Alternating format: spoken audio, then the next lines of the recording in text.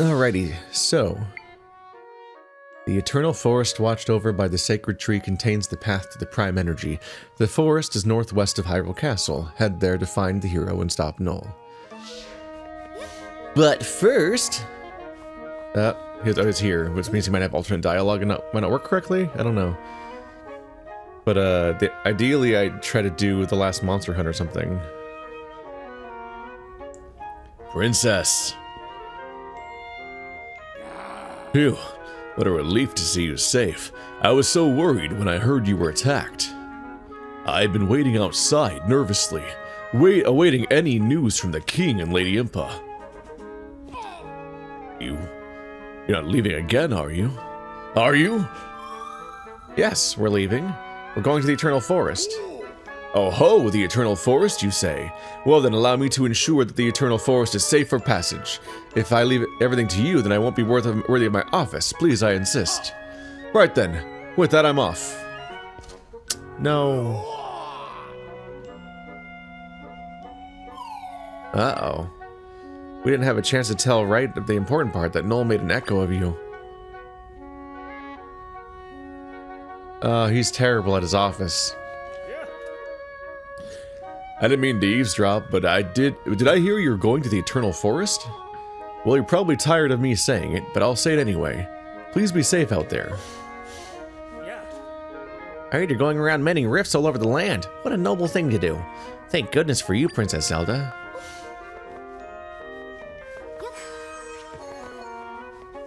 He left, so he's not going to be over here.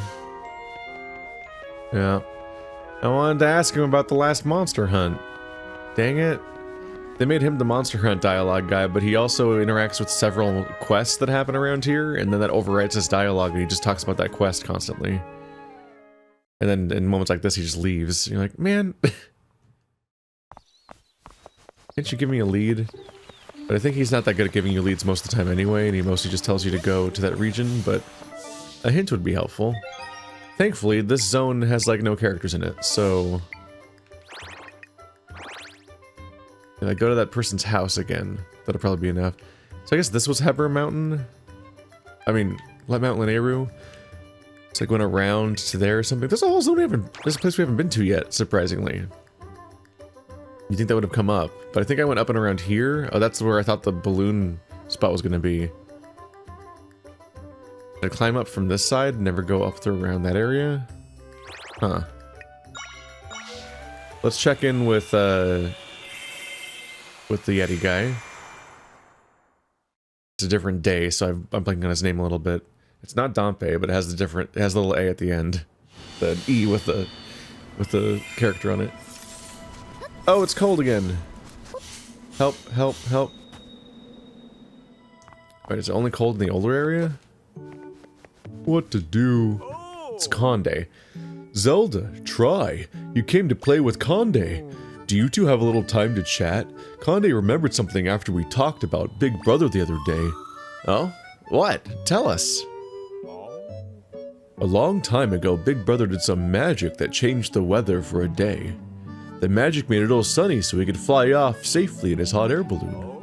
That got Conde thinking. Big Brother would have an easier time coming home if Heber Mountain was sunny again, and it will only devastate the local ecology. Conde plans to do that same magic. I bet that'd make your brother happy. How does it work? You need to bring a snowball that glitters like the sun to a specific spot on Heber Mountain. You have to carry the snowball carefully so it doesn't break. It has to be perfectly round. But that's so difficult. Conde breaks it every single time. Zelda, could you show Conde how to do this snowball magic right? Conde might be able to do it after seeing you do it right. So it's the balls from earlier. There's going to be like a flame ball. Thanks for coming with Conde. We're finally at the special spot. The glittering snowballs Conde told you about are rolling around in this area. Oh yeah, there's that spot. So I guess this is where it comes up. So it's not the spot for the hot air balloon to take off from, because we never do that apparently. That's where I have to take this object. Zelda, Conde needs you to carry a snowball to that pedestal in the northwest. You'll do this magic right if you place the snowball on top of the pedestal. Conde messed it up lots of times. Ah. But maybe you'll figure it out, Zelda. Please, show Conde how to do it.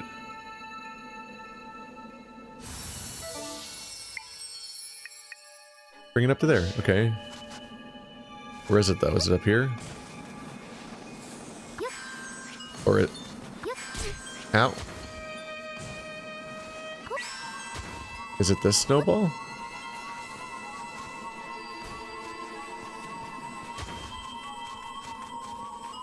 It might be this snowball. Oh god. Yeah, it's not, I don't go this way. No!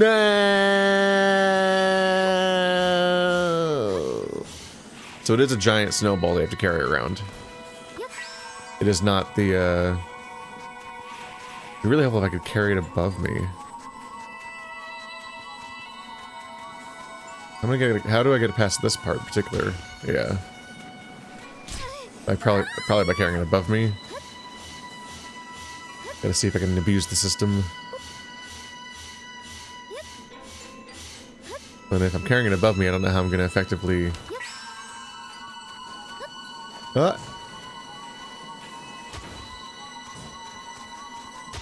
You fucker. They really come rapid fire at this part of the map.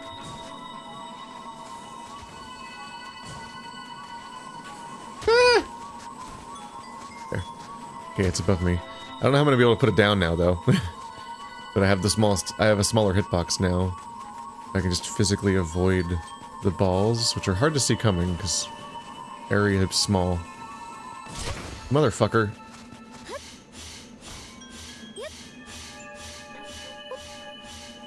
Evil.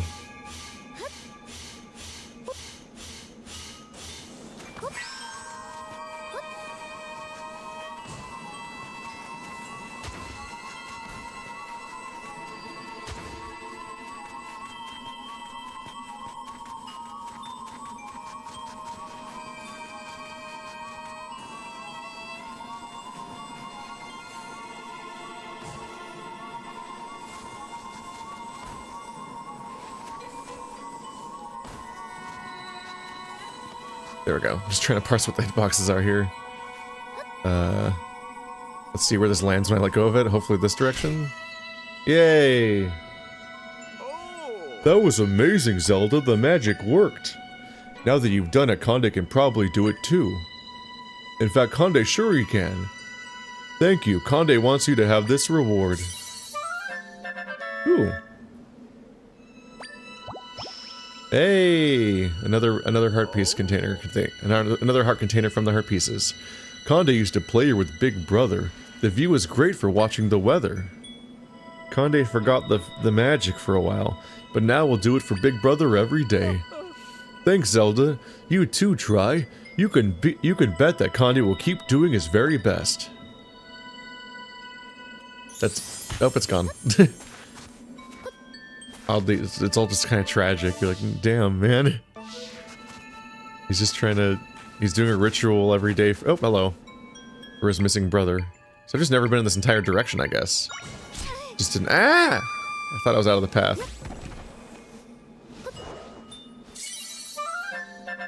It is funny how in some of these zones there just are heart pieces just sitting around, just completely in the open.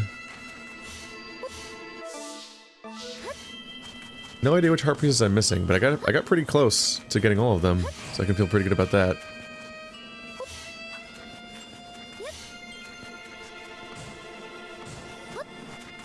Did I climb up over here? How did I...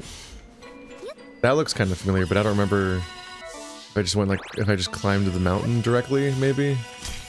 I remember this spot. Oh, there's a climbing spot right here, so I probably just went right over here. Yeah, so I never went on the left side of the loop. Got it. Oh, that's a real weird path. Oh, that filled in the piece of map I hadn't done yet. Just standing here. Okay, so not a lot going on here, just one last segment. Now the whole map's filled in. Look at us go. Wow. Wowee. Dang. Any more Any more heart markings on the entire map? No. So I don't have any other spots that I marked for later.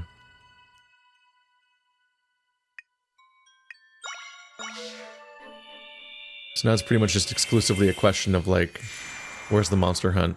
Like, is there another quest from Conde now that I've done the thing? There aren't really NPCs around this area.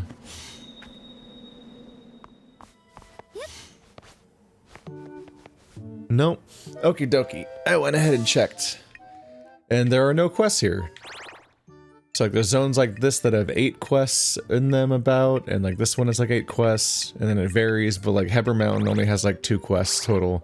And it just doesn't sound like it has a monster hunt. Which is weird.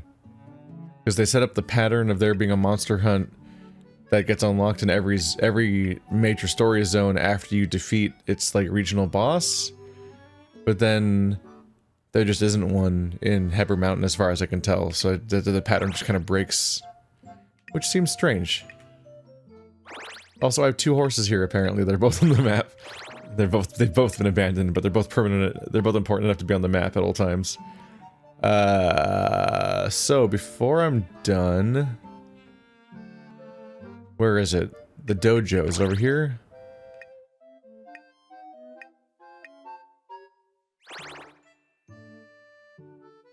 I think the dojo's in Goron City, right? Because now it's probably time to see the last of whatever, like, challenge levels I've unlocked for this thing. I think there was still one more reward for if I got 2 more challenges done or something. And then we'll go into the woods. And whatever comes next.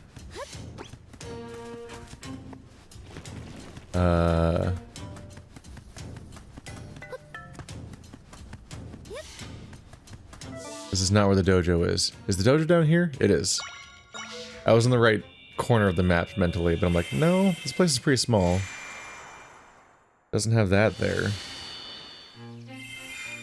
Yeah, it's on the west side of this town. Here we are.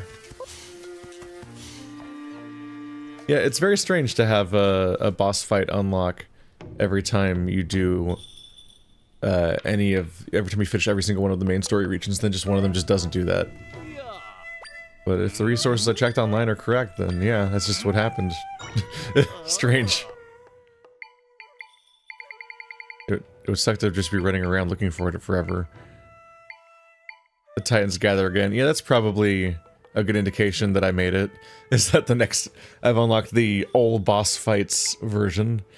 Oh god. Okay, let's keep going. Blank Slate Battle Ice. Oh. This one's called Final. That's funny. They don't unlock in order. So it says Final because it's the one that's listed last in the order, but they let you do those 3 regions in any order, so I guess they expected Ice to come before Fire for some reason. Weird. Start with no echoes, no items allowed. Defeat your enemies using only what's available in the dream. Do it in 2 minutes. Okay.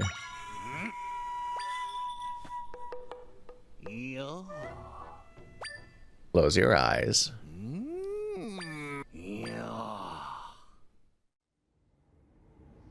For this training, all you'll have is your rod. Blah blah blah, we already know this stuff. So we have a minute and 45 seconds to kill everything, including that guy.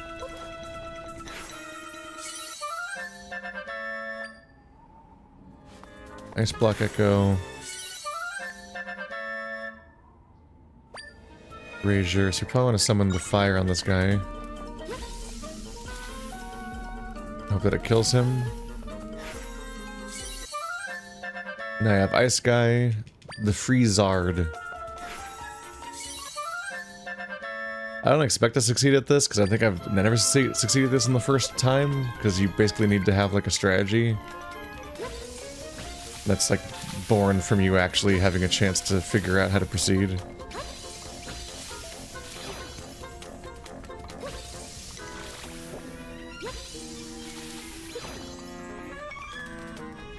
But I feel like if I approach these guys as almost like a stealth mission... Okay, that's awkward.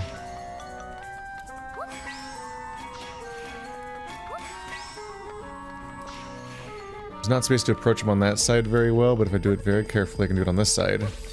There we go. Ah.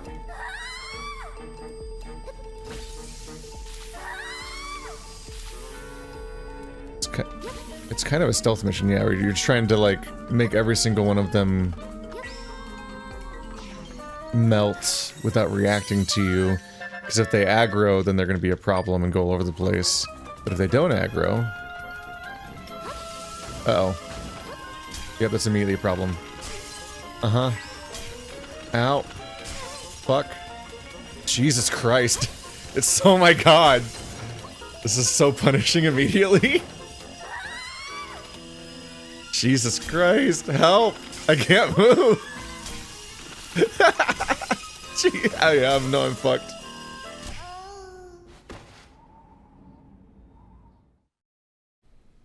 Yep. Alright, that's what I expected. Yeah, because they continually spew at you, and it's even worse than I imagined, which is that even if you successfully grab one with the freeze with your power, the ice is still going to be coming at you, so you just get continually reset forever. Let's see. Yeah, I didn't realize how that worked. So apparently you can push the ice blocks around on ice.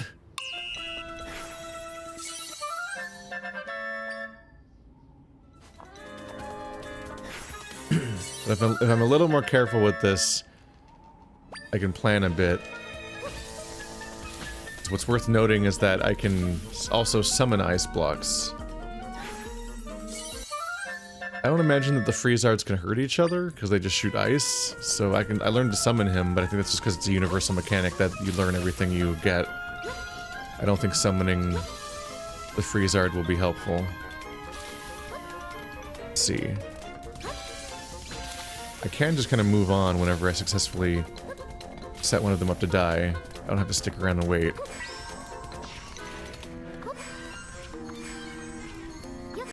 It's really hard to shoot in straight lines with this power, with the joystick. So I think I want this table so I can be able to jump on things. On my limitations.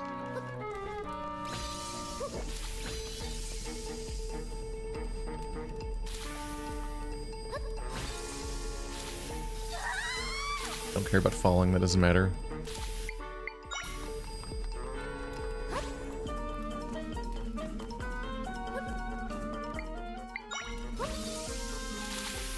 Oh god.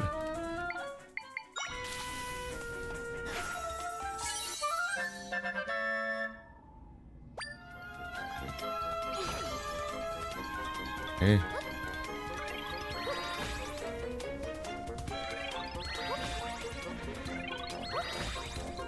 Just trying to block his line of sight so he doesn't attack me.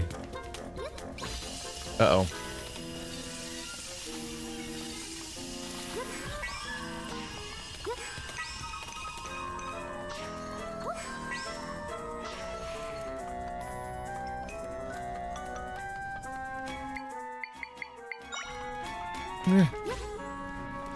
Damn it. Imprecise is hard on this.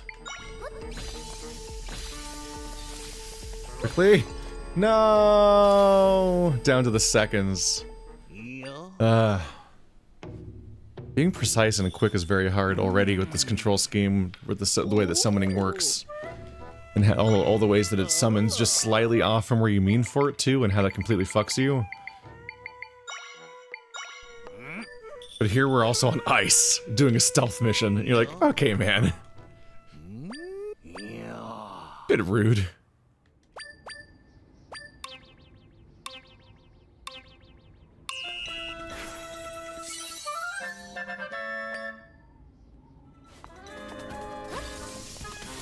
It is my slight conundrum with some of this game is just the fact that, like, the game is largely completely undemanding outside of basically this series of challenges.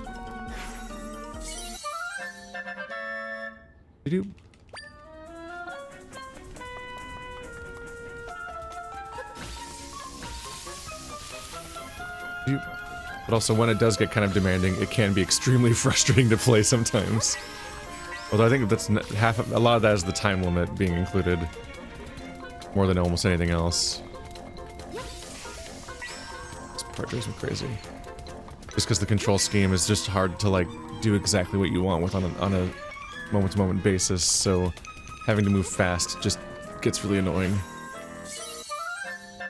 I'm amazed that I can barely go in the direction I want to with the ice, but she somehow is able to, like, almost instantly push something. I'm like, how are you pushing that? What do you mean?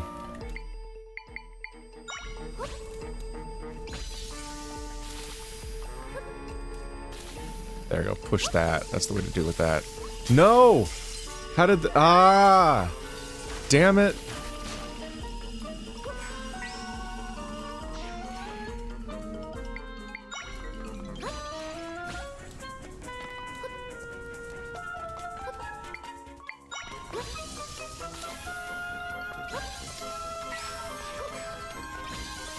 Good? Yes? Okay, there we go. Whew.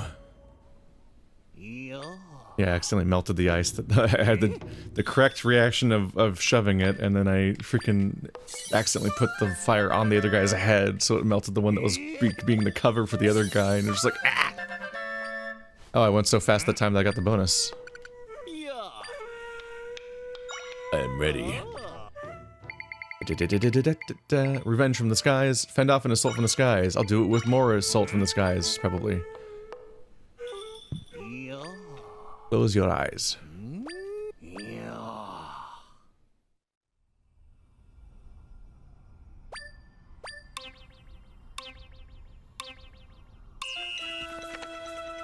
Yeah, haha!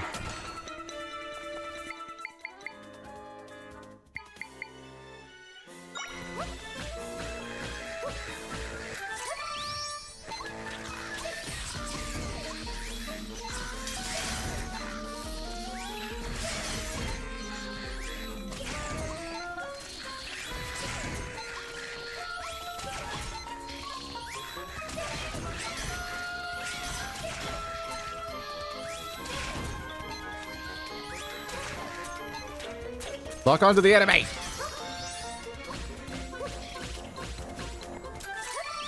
Come on! Let me lock onto the enemy!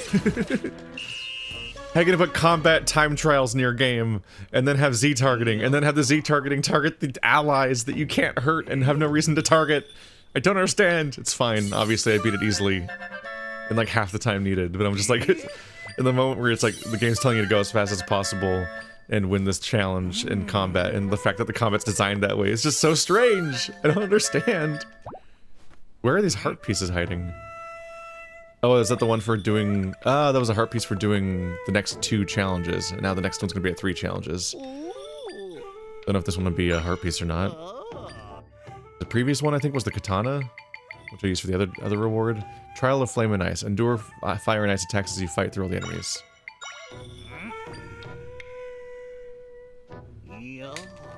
Question is, how much can you fast forward to this by just using all of your cool arrows to solve your problems? Oh.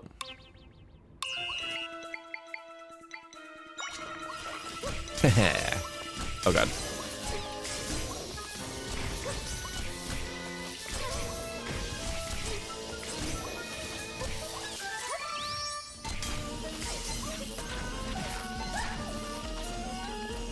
Ah! Ah!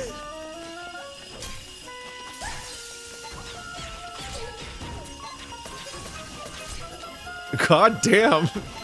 These this specific enemy is such a horror. Oh my god. Okay. This attempt's probably a wash. Where are they? There you go. Alright.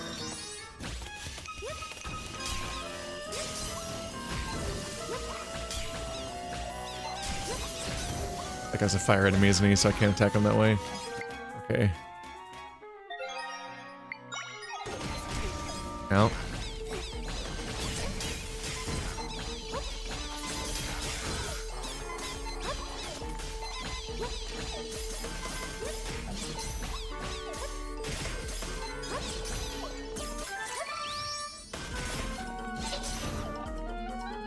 Okay, I made it. Was it fast enough? I have no idea. I lost track of the time. That was a nightmare. Nope. Okay. All right. Well, I definitely know what enemy to summon to start with. Immediately need the fucking fire Octoroks. These little like tiki nightmare like statue monsters are just the nightmare. Oh my god. Just being under continuous spray of ice. Like one, it's just a continuous attack, so you can't like react to it much because it just keeps going and going. No, please target the enemies. Ah! The Z targeting is awful.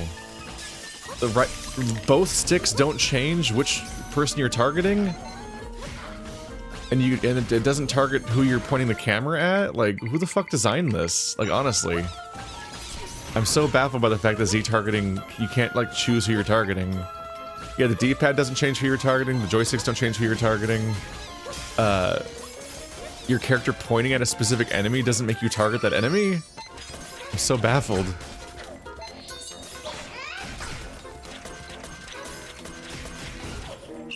Okay, I'll just have to keep pummeling them while the guys attack them from behind.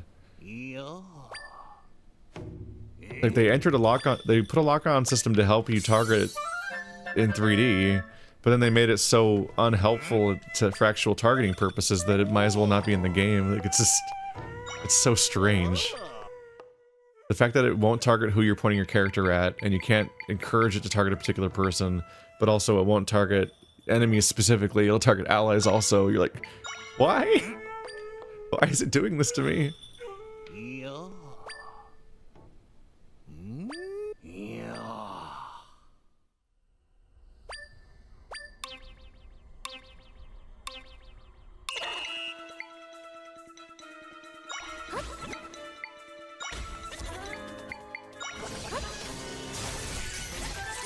They just immediately kill my summons.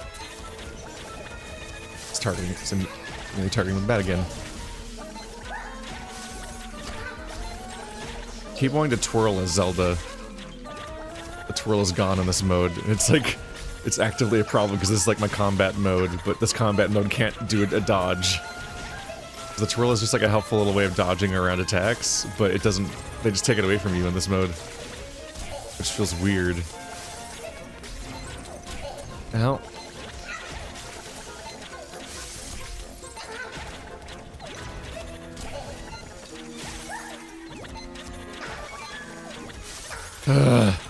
The fact that you can interrupt their attacks by shooting them with an arrow, but most of the time I just can't make them target the actual person I want to target!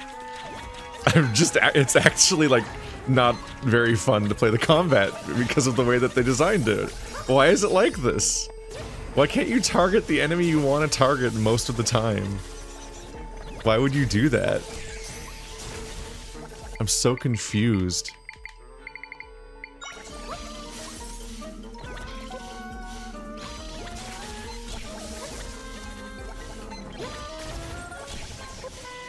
Like, you should be able to just snap and just immediately react to a particular enemy by targeting them with, oh, fuck. Like in a mode like this where everyone's shooting you with projectiles and the way to stop them is to quickly shoot them before the projectile goes off, like it's extremely helpful to be able to target the person you want to target in timely fashion between the three enemies, and you just can't. You have no idea which one it's going to target. And the way of targeting a new enemy is just to like mash the targeting button over and over again so it keeps changing and just hope it gets like finds its way to the one you want to do. That's not a way to respond in a timely fashion to an attack. Like, that's not really a combat system that works under any level of like scrutiny and pressure. Because it just won't let you play. I don't know, it's very weird.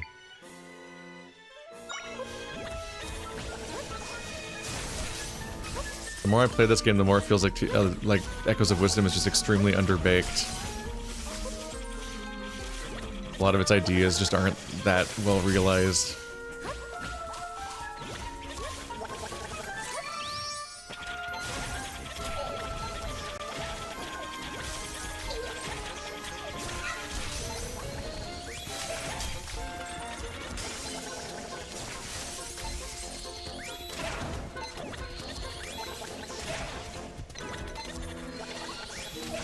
Did he de-aggro? Did he forget we were fighting?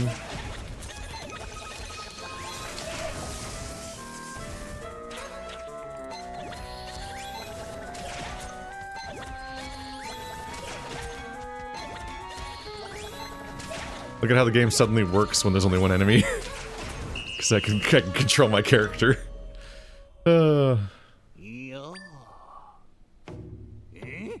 Z-targeting does just kind of feel weird in a 2D game, as opposed to just designing the stuff around being able to shoot reliably, but like normal, by just shooting in the 4 cardinal directions, and then having with how what the old Zelda games would do is they would just cheat the Z-axis, and you would, if you shot when there was a flying enemy, like they'd be like immune to terrain and stuff like that. But if you shot at them, it would just hit them anyway, even though technically it would be going below them, because it just cheats by having it be 2D. It just like does things that technically don't quite make sense, but it controls better that way because you just shoot the 4 cardinal directions. So you just need to like line your character up and quickly shoot the right way, and then you can get stuff. But when they start doing all these floppy, like, 3D joystick controls, and then they also added a jumping axis, and then they're like, okay, well, shit, how do you target people with the bow? We'll add Z-targeting to the 2D game. Not 2D game, obviously, but, you know, like the top-down games that didn't need Z-targeting forever, because Z-targeting was invented for Ocarina of Time, because that was a control conceit that had to be added to make the Link playable with that kind of control scheme, especially on the Nintendo 64 controller, where you couldn't really like dual stick or anything to like look around, so like the camera was kind of hard to control. So being able to Z-target meant you could like relinquish camera control, focus on a particular enemy, and then strafe around them while pressing buttons. And that's like been true for like Dark Souls and so on ever since. But it was never it was never necessary in 2D until like now, because it would be weird to put it in the top-down games. But they did it here because they added jumping, and they also render it in 3D, so they want to realistically portray the 3D, and that means you have to actually be able to shoot people at incredibly specific angles to shoot a flying enemy. So they added Z-targeting, and it just feels weird because like it feels like Sonic the Hedgehog was a series where you play as a blue hedgehog and you do a little spin dash to dash forward, or you jump on people, and some enemies were killed by spin dashing, and some people were killed by jumping on them. And it was not entirely always easy for me to tell what the rules were there, but that's a whole different topic. But then when they made Sonic Adventure, the 3D Sonic games, they added a mid-air lock-on attack, because they're like, how do you attack people in Sonic? It's trying to jump on people like this in full 3D is so much less precise than jumping on them in 2D. It's so much more control and specificity required to jump on somebody perfectly, especially with how janky the controls are for 3D Sonic, especially early on. So what they did is they gave you a lock-on. You jump in the air, and then you press jump again to like a hit and like dash across at somebody. It literally did a lock-on reticle on the enemy, and then dash the Sonic at that enemy to hit them. And he could just repeatedly air dash at an enemy over and over again via this lock-on jump mechanic, which had its own ups and downs because it solved the 3D problem of how to target the enemy in 3D without having to perfectly jump on top of their head over and over again.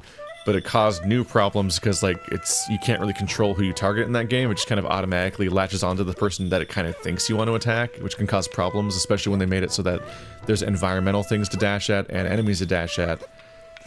But what gets really, really, really weird is that then they had 2D Sonic games later on. I think it was Sonic... I think it was like Sonic 3 or Sonic 4, so Sonic 4 Episode 1, was that what it's called, and so on. They eventually made new 2D Sonics that ported his lock-on jump into the 2D games without considering why it existed in the first place, seemingly. Because why would you put his lock-on jump in the 2D games? He was already designed to be able to fight enemies and have a full moveset and work in 2D. That was entirely a concession added to the 3D games, because you had to change the formula to make their character work in 3D. But it doesn't really make sense to add to 2D. And so I feel like I'm watching a similar thing happen here, where like they did such strange things to the formula of the 2D games that now they're porting in the things that were there only to make the 3D games playable, but don't have oh, I'm standing on top of these torches, but don't really have a purpose in 2D, or these top-down games. But they've like they've like mucked up the formula a bit to the point where now you have to do that stuff, and I'm like, I don't know if you should have gone there. I think it was like clean to just have these be grid-based games, but maybe they think that modern audiences don't want to play a grid-based game, like they don't like that experience. Because I think that Link's Awakening might have not been grid-based either. Do they think people are not ready for that sort of the restrictions of that kind of like retro style, maybe? Because I think it's nice. I think moving around on a grid is actually like, it's actually not perfectly a grid even. You just kind of you just move in 4 cardinal directions, and actually, I think you've always been able to move diagonally in Zelda, and you never had to move on like a JRPG grid or anything, but it was just like, it had a particular cardinalness to it, because a lot of the combat was about orienting yourself in a specific cardinal direction from whatever thing you're trying to target and launching stuff at it. And that just, like, it felt, maybe that feels clunky and restricted to modern players or something, but it's so reliable when it comes to like aiming and so on, because you just know where you're gonna go, because you just press up and you shoot up and stuff like that, as opposed to like, I can shoot 10 direct. The fact that I can aim god damn, the fact that I can aim like 10 degrees to the left of up is infuriating. That's another thing, I guess, is that it would be helpful if I could just like aim in more reliably restricted directions when I'm not Z-targeting, so I at least could aim better then. But when I can press straight up, and then my joystick will be just like slightly off, and she'll aim like diagonally at a weird angle that I don't think anyone would probably actually be able to like do on purpose in a useful way. I don't know. This is my big ramble, whatever. This is just a bunch of related topics, but the main thesis, the main topic is just the Z-targeting kind of sucks. That's just what I'm mainly getting at. The Z-targeting, it mostly works when there's one enemy, but it doesn't work if you summon a single thing or there's more than one enemy, because immediately it's like, please target the guy I want to target. Why doesn't it do it? Okay, so now I have to fight these bosses again, which I definitely remember how to fight. What was my strategy with this one? I summoned an army of birds, right? The ice Octorocks might be better. Or the ice keys.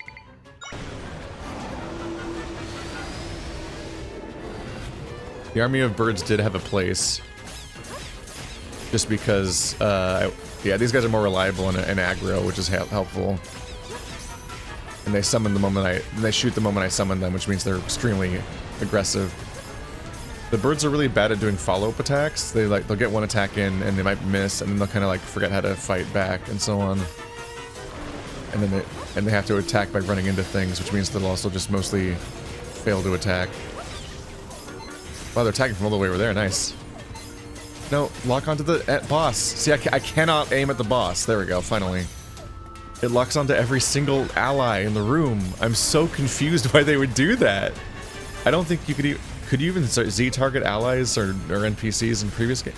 I guess the real thing here is they've never really mixed allies and enemies into the same place in Zelda. So I think you were able to Z-target NPCs in town, because I think you had to Z-target them in order to use items on them or something like that, via the adventure game logic to let you use items on people. But they've never had to solve for putting allies and enemies in the same space until they made a game about summoning a bunch of dudes. I really hope these guys are doing damage. Oh right, there's no feedback in this fight. This fight doesn't have phase changes, and he never goes to like indicate that you've made progress. So you just keep pelting his little jewel for like 5 minutes, and then he suddenly dies.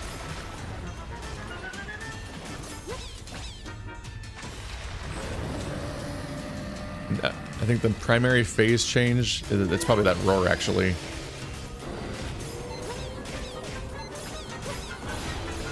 I gotta get off this platform. Shoot over here. No! Dang it. I wanted him. Oh, he's leaving anyway. I wanted him to shoot up there because I didn't want him to destroy the guys that are on the height that could actually fight him.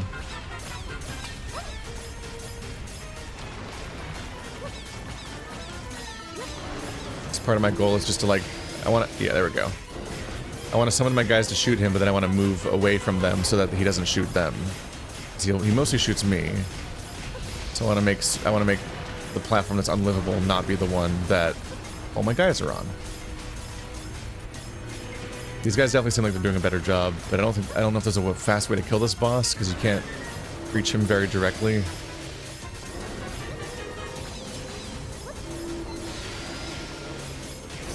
Okay, it's gonna be hard to... Ow. Yeah, it's kind of hard to summon guys on this platform because... Yeah, he's very aggro. Ah! Because all the more distant platforms that are easier to summon guys on are the wrong height. It's just kind of hard to get him. Oh god damn it! I'm just killing all of my summons now. Ah, it's fine. Wonder how many bosses there are in this one though, because this is having a little trouble keeping up with the demands here. He's down here. God damn it. But, yeah, it's hard to get summons out on this fight. Shoot over here. No, don't laser that platform. Laser this platform. Okay, it's fine. We win. Whew. Water.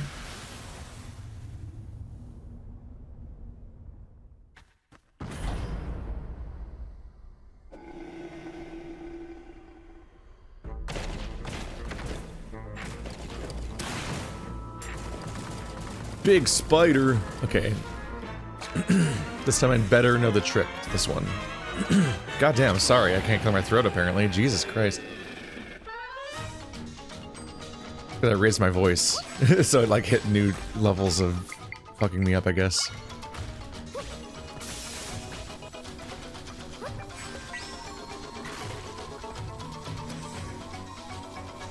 Pulling the wrong way?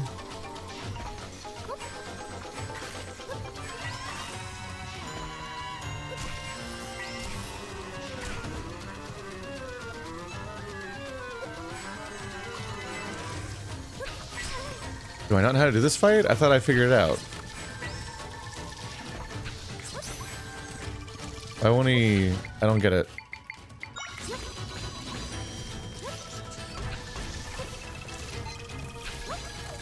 Let's try to clear out some of this stuff, I guess.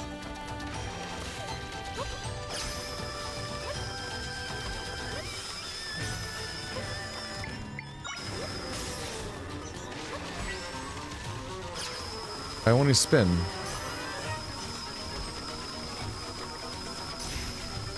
I don't understand. Thought I figured this fight out. I spent so long not pulling on him correctly. But now he won't spin?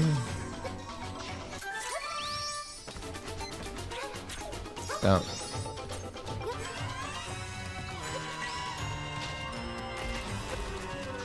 I feel like something's unclear about this fight. I don't... How do I still not get a fight I've done before? After I thought I already had my, like, epiphany moment of how to do it. Yeah, he's not reacting to me spinning him. Wait, what the fuck?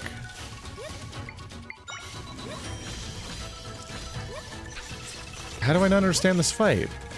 I've done it. I spent 100 years trying to figure out what to do, and then it was like, oh, I had to do that the whole time. Can I at least shoot the eyeball? Okay, that works.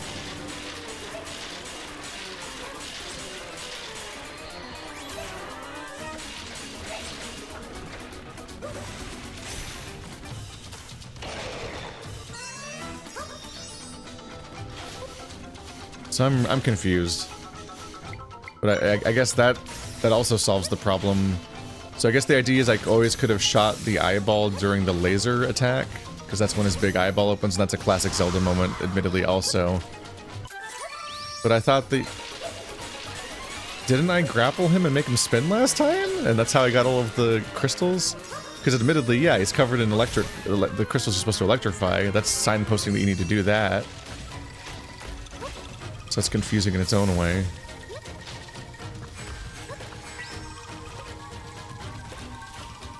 Yeah, he's not reacting, but he's not shrugging it off either. I'm not sure what's going on there.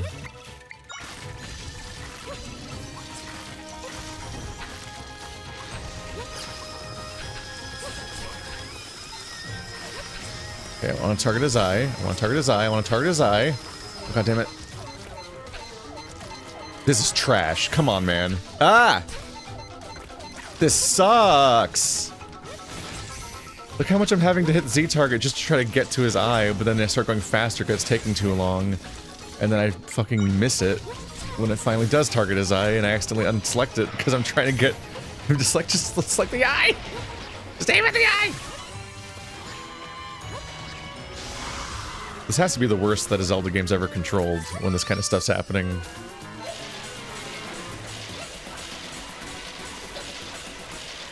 Okay. Alright, well, doable. Thankfully the fight just kind of goes into bull mode where he just starts aggro trying to punch you, which is extremely punishable and easy to beat, so... I don't know, I have mixed feelings on that fight because it feels like you never have to figure out how to fight him correctly during the actually hard parts, because there's parts where he just gives up and just like, ah, I'm gonna hit you! And then he's like, defeatable in 3 seconds. Scorchel.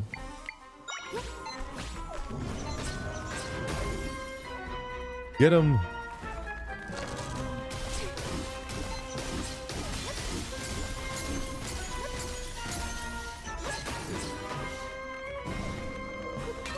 My health.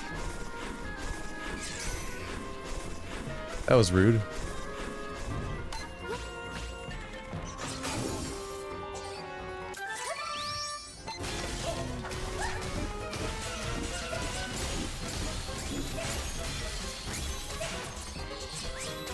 I don't know what the damage ratio is between a normal charged shot versus spamming, like which one's higher DPS.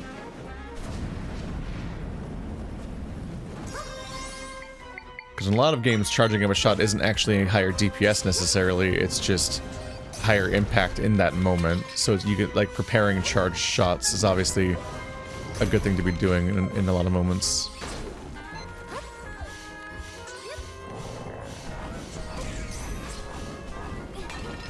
Oh god.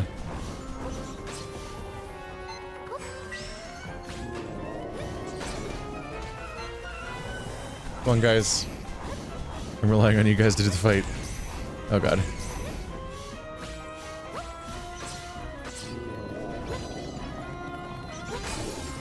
I guess we want to keep summoning them spammy-wise because... Ah! Okay, it's hard to fight back when this is happening. Uh-oh.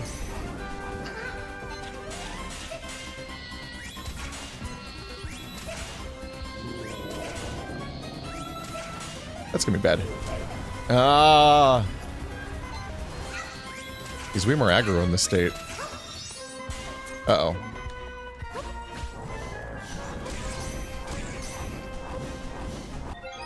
Do I have healing items still? Oh, I do. Here, I was worried.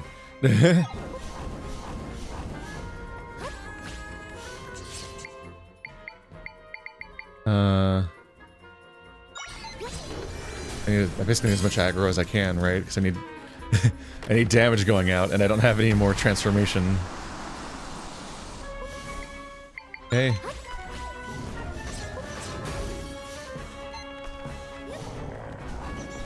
Okay, so we're still doing both attacks. Keep getting them, guys. Yay!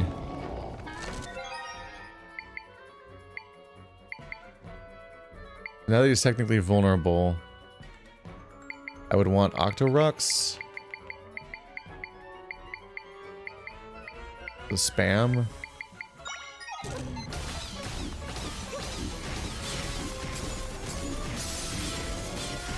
That can no longer attack in adventure mode, sword mode. Ah, you can't hurt them, they're Octorux that are made of fire. I sure hope they do enough damage. Functionally in a DPS race to finish the fight in time. So it's a little stressful when I don't see him dying.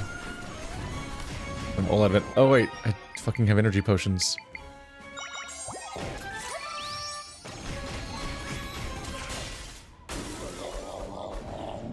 Oh, that was the last phase. I used the whole potion for that? Damn it. I thought he recovered more than once with his hat. I guess I defeated his hat in phase 3 really fast this time. I remember it being longer last time, but the bats were on top of it this time. That's fine, I'll just make more potions. I have so many supplies.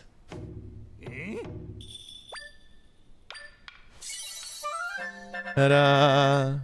Got some rocks. You dreamed big and advanced to another level. Training is like the whetstone of sleep. As promised, I've got something astounding for you in recognition of your sleepy progress.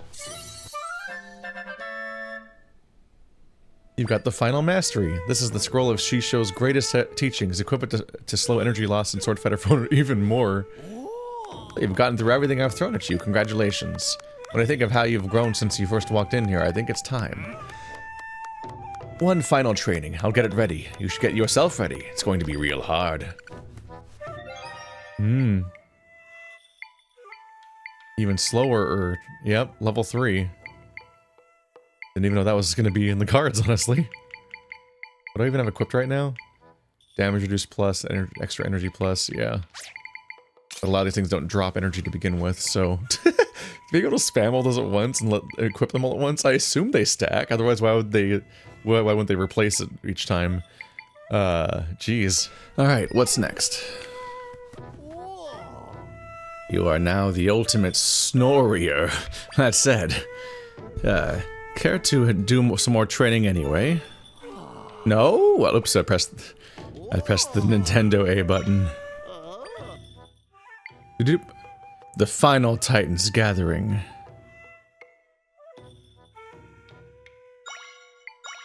Okay, let's do it.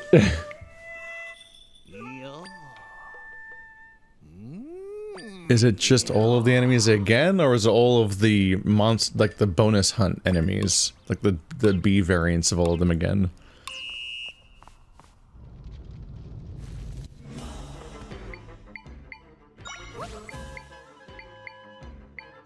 What?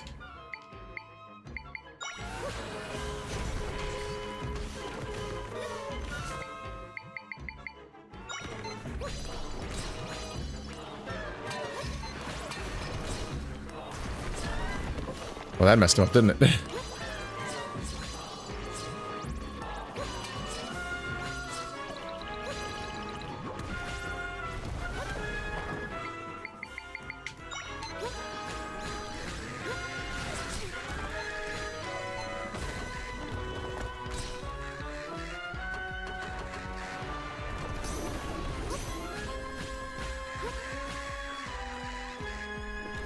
They're really bad at attacking that spot, damn.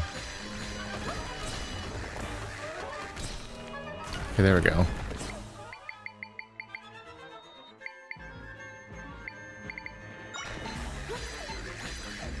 Oh, come on, man. Did I do good? Did I damage it? Yeah, I must have. It's hard to do what I want to there, because I once again couldn't target the weak spot because of all the other enemies.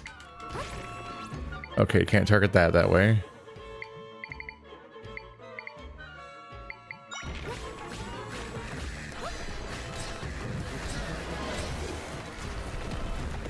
There we go. Let's just hope they can do it. Yeah. Please. Yes.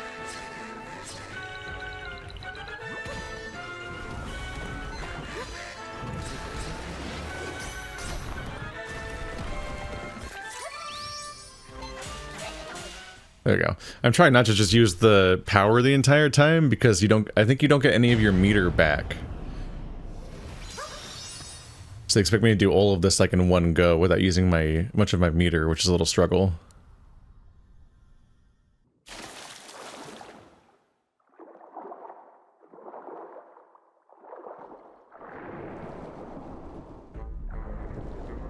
I think it is just both gauntlets back to back.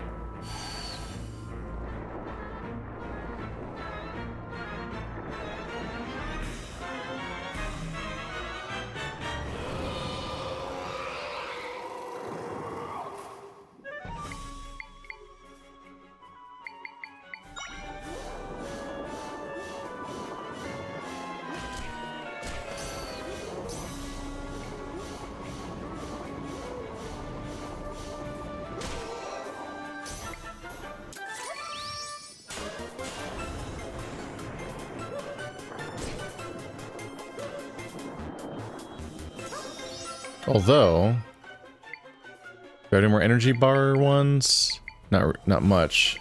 Oh, what about that one? That's a full energy bar. I forgot that I have my potions. I probably should have made more before I started this particular gauntlet. Oh, health, right. Forgot that I need to actually heal at some point.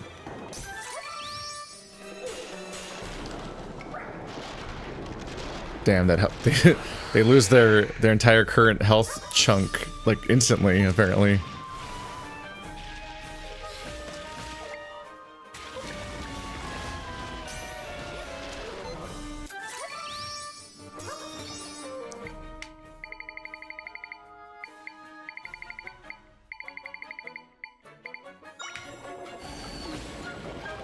Uh-oh.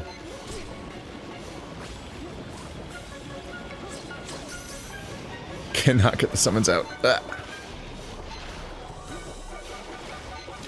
Oh, because I keep summoning it in the water, don't I? Really? That didn't work?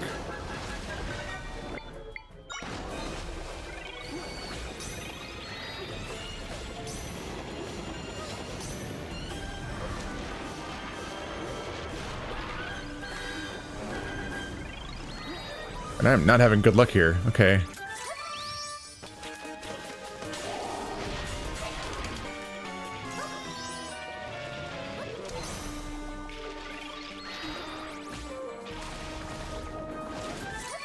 Ah. Kind of doing a terrible job right now, jeez. There we go. It's funny, this guy's secret weapon is just to not be underwater anymore, and that makes it way harder to fight him.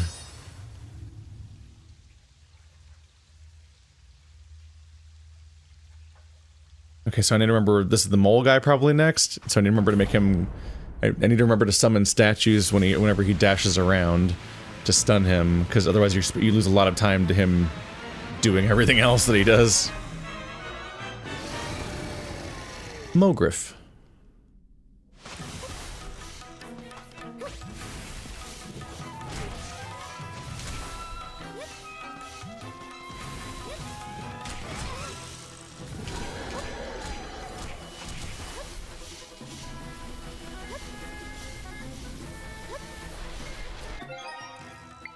Quickly, just pause, page over to the correct thing.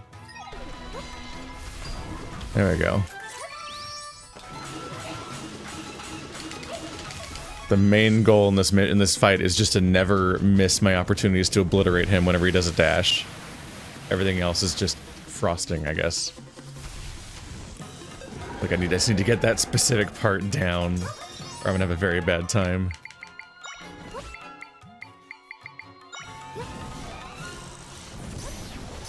Oh, they immediately both got killed. All right. This is why I summoned the really shitty guy. Oh my god, literally all of them again. The refusal to have even a little AI is an experience.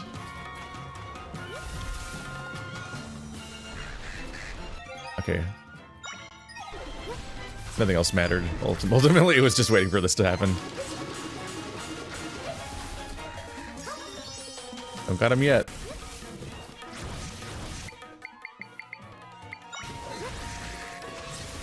Ah. That launches at him over the stuff for a little bit. No, lock onto the boss!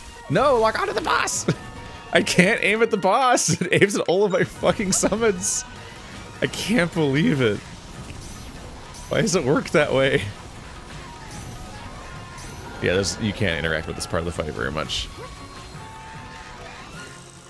Just gotta wait for him to do the dash again.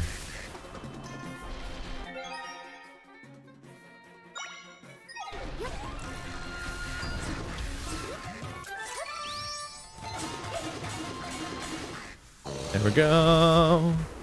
I've murdered him to death.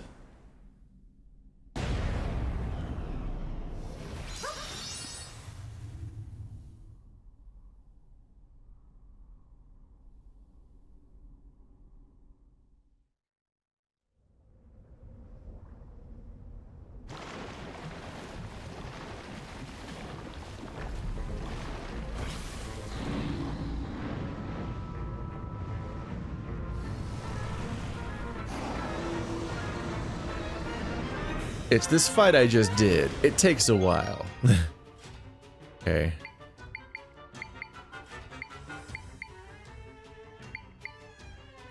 Ice Octo rocks. There you are. Oh.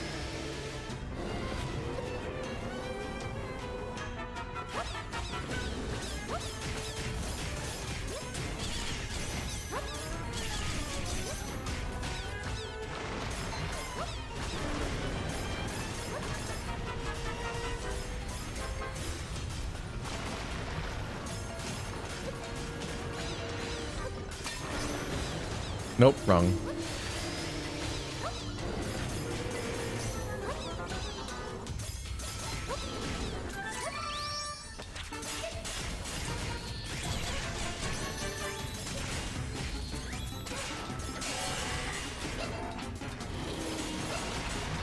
You can break the gem? Am I stronger than normal this time than before or something? I don't think he was this vulnerable before. Oh.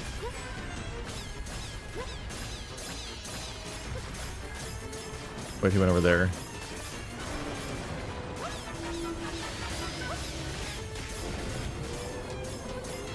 Hey, I missed everybody.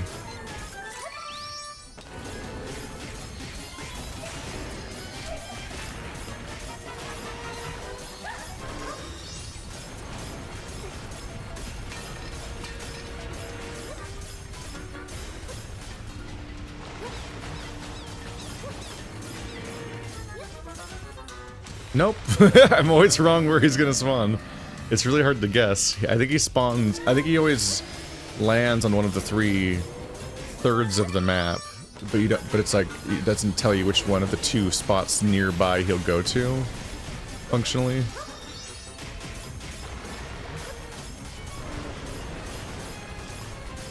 He's moving pretty quickly, which I assume must mean he's taking more damage than usual or something. Oh, he's over here this time.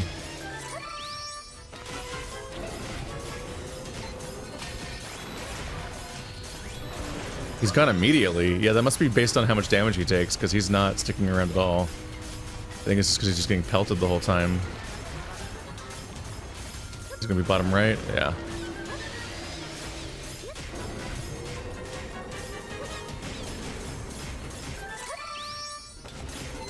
No, look at the fucking boss! God damn it! It's so frustrating to not be able to control my character. It really pisses me off. Just a complete lack of responsiveness to what I want them to do.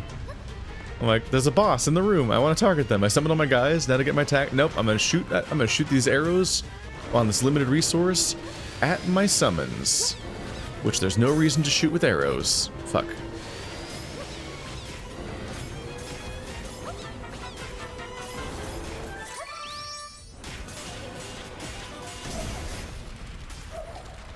Did it? We did it. Okay.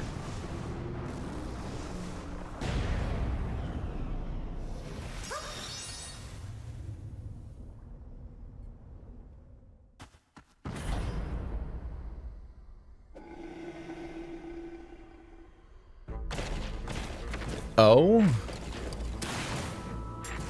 Now we're fighting the web variant? No, this is the same enemy. Right, I haven't fought this. Right, I didn't fight the snake. I'm getting thrown off by the fact that I did just fight these enemies, but not right now, in this specific gauntlet.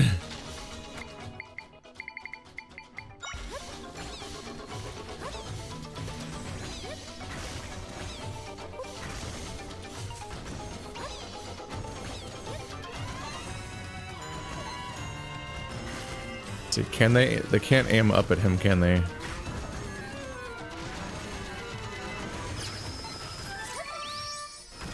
Oh boy, nope, that's a bad idea.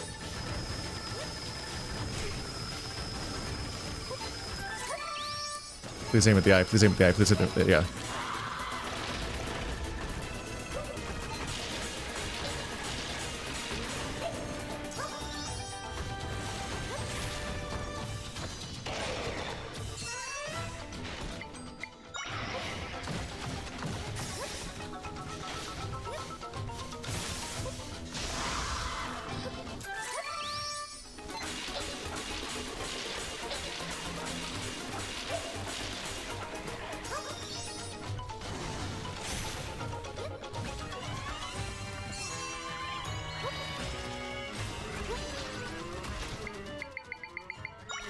I think I just give up.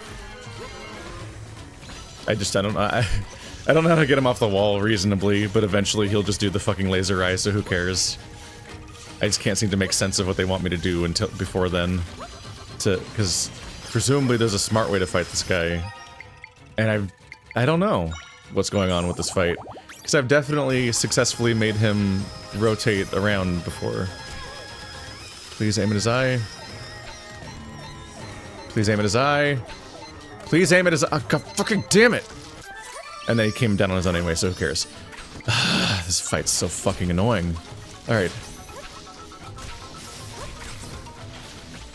It's just that it drives me crazy because it doesn't feel like it's like boss design. It just feels like the game just has really terrible controls and targeting.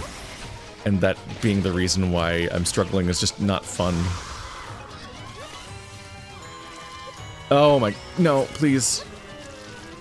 Okay. Because the fight's not far... It's obviously not hard. I'm doing fine. But it's just pissing me off instead of being hard.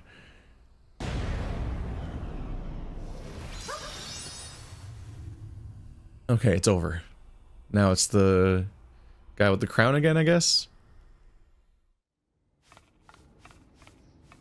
Hopefully the reward's cool, because I'm just redoing the same gauntlet I just did a minute ago with no changes, except for that I had to do the other 3 easy fights beforehand too.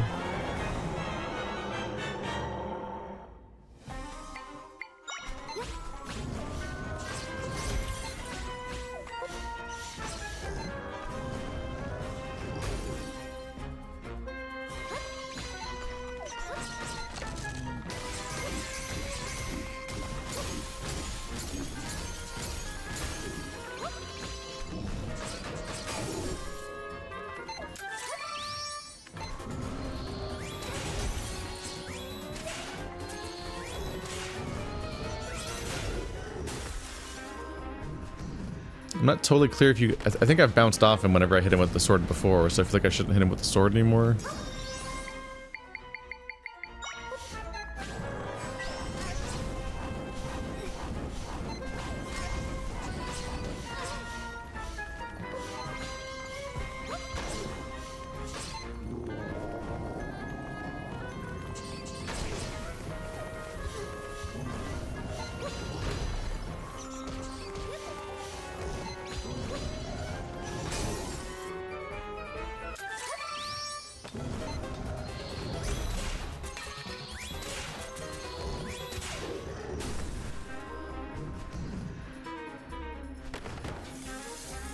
Double mode.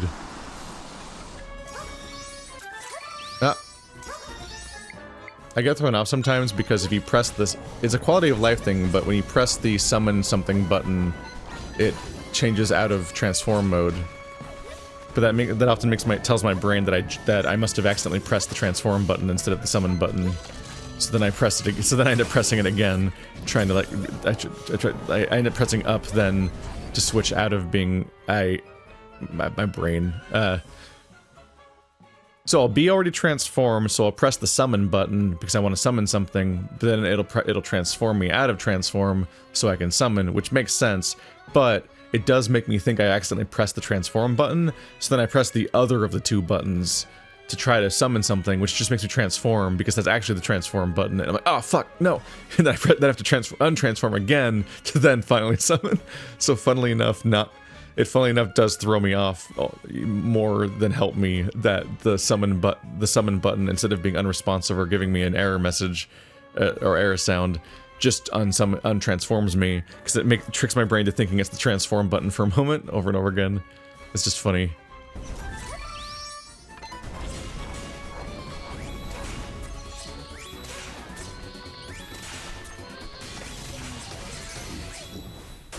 Ta-da!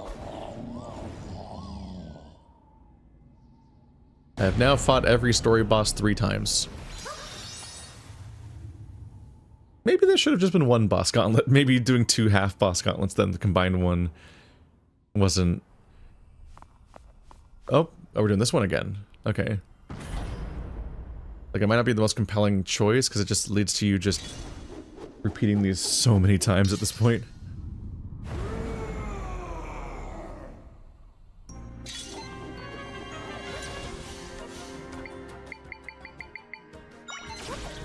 Go crazy, everybody. Fly free.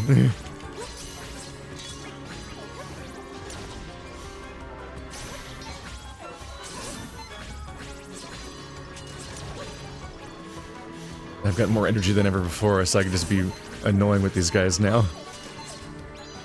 I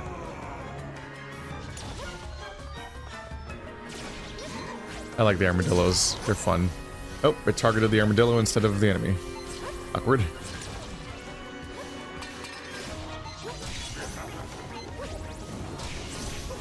Oh, the bats are a bit of a struggle, though. They're killing my armadillos.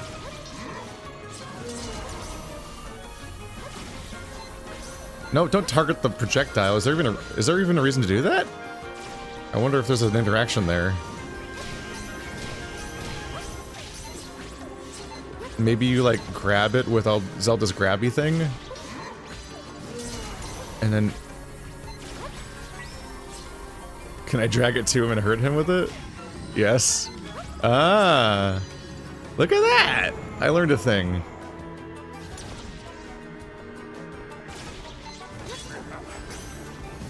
Based on that, if I'm being charitable, I could try to interpret that like they let you target your allies because maybe you want to grapple them and they're too hard to grapple out of the air, but I don't think that's worth it, if I'm being honest. That just sounds annoying. Oops. I missed the thingy. You know.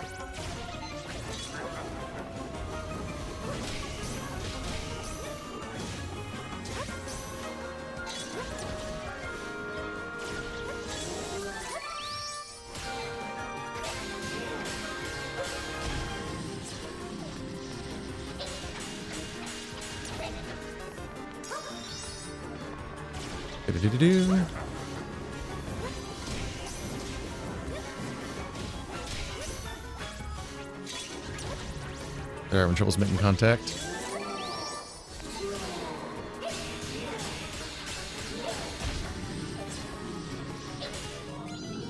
Ta-da! I smack you. I am running out of time. It is kind of down to the wire. That said, if I lost at this, I'd probably just quit. I don't think I'd want to redo the entire thing, even for a reward. So then I'd be fighting every boss for the 4th time.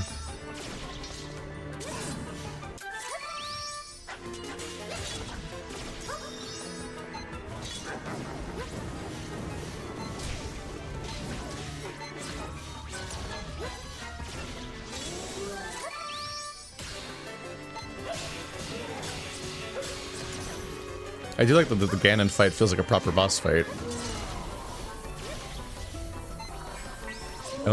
Oop. Oh, the armadillo got him.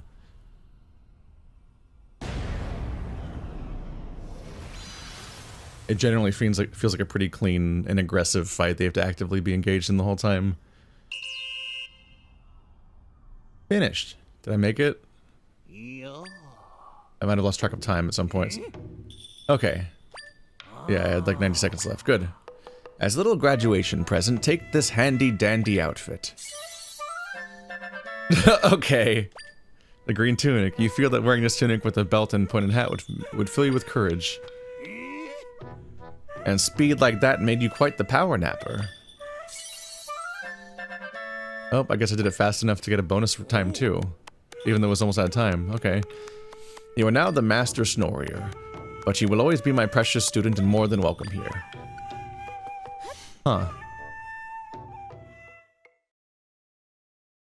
I said before that it felt like kind of admitting defeat, both that the game included a just be Link mode and the fact that it feels like admitting defeat whenever you succumb to using it. But the fact that you then just get a Link costume, that feels like a strange choice. Huh. You could just view it as a cute Easter egg type thing, or you'd view it as like them like acknowledging that the ultimate thing that Zelda could be is just being Link. Like they made the game about being Zelda, and it could have just been a game where Zelda controls like Link, and I think that's what a lot of people expected when they thought Tears of the Kingdom might have a playable Zelda. They probably thought you were just gonna glide around and use a sword, and it was probably gonna be just like playing as Link, but you're Zelda, which isn't inherently wrong. But obviously Zelda has a different space in the lore and her behaviors and most of the stuff.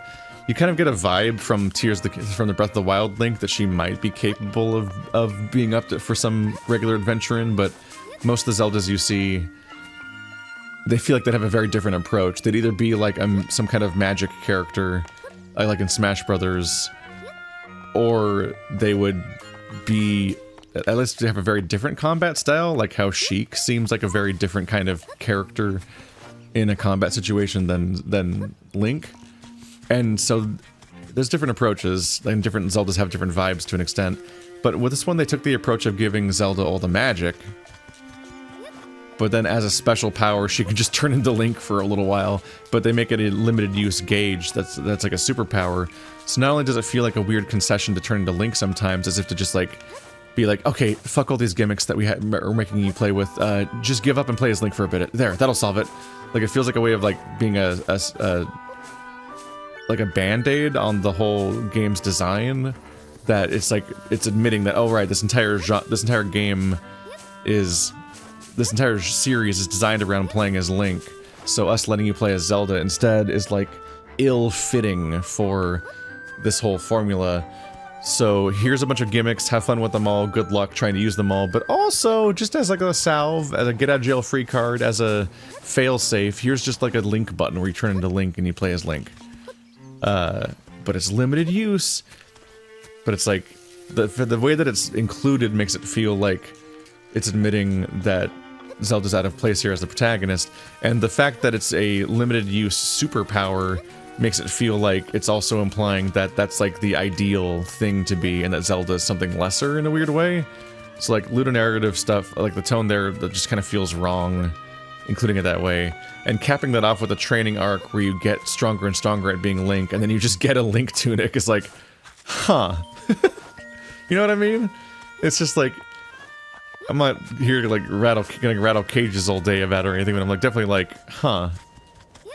That says something, and I don't know if that's what they meant to do. It just kind of feels strange.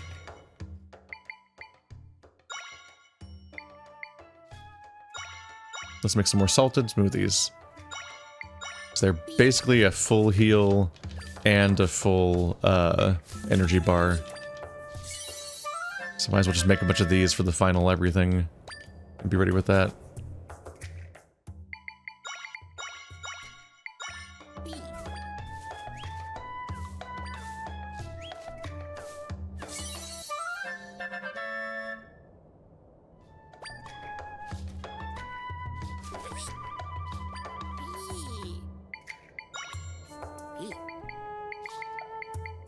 Let's see what sucks in here. Dive time up and 2 health. Yeah, screw that. Don't care about that. 5 health and dive time. These are. Let's sell off all my garbagey drinks and just 5 minutes of glowing might help. This one's bad. I'm just gonna spam the one good smoothie, basically. Bunch of damage reduction could be okay. This one at least is worth 10 healing, I guess. This one's worth nothing.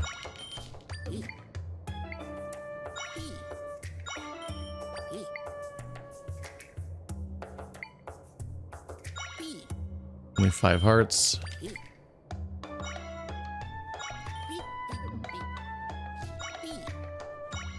A climbing potion, I think.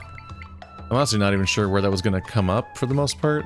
Alright, let's do some salty milk for a while. Ta-da! Salted milky smoothies. All of them heal for 10 hearts and give you a full energy bar. I'm gonna be gross. They will never stand a chance against my might. Ba-da-ba-da-ba-da-ba-doo. Let's go into the woods. That was a long enough detour of that stuff happening. Back to this stuff happening. Whoa.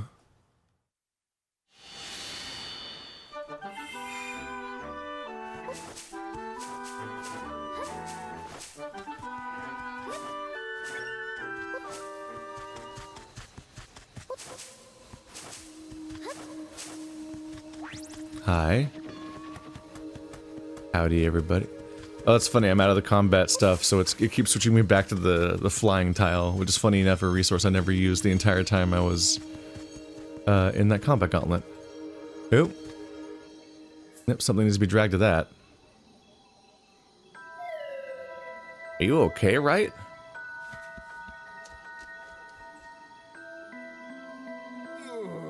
Ugh. Princess, why would you do such a thing?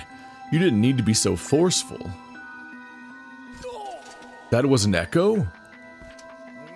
I couldn't tell the difference, and I certainly learned a painful lesson. Now where's that fraudulent princess gone? Wait, I'm recalling now. Last I saw, she was examining that stone monument.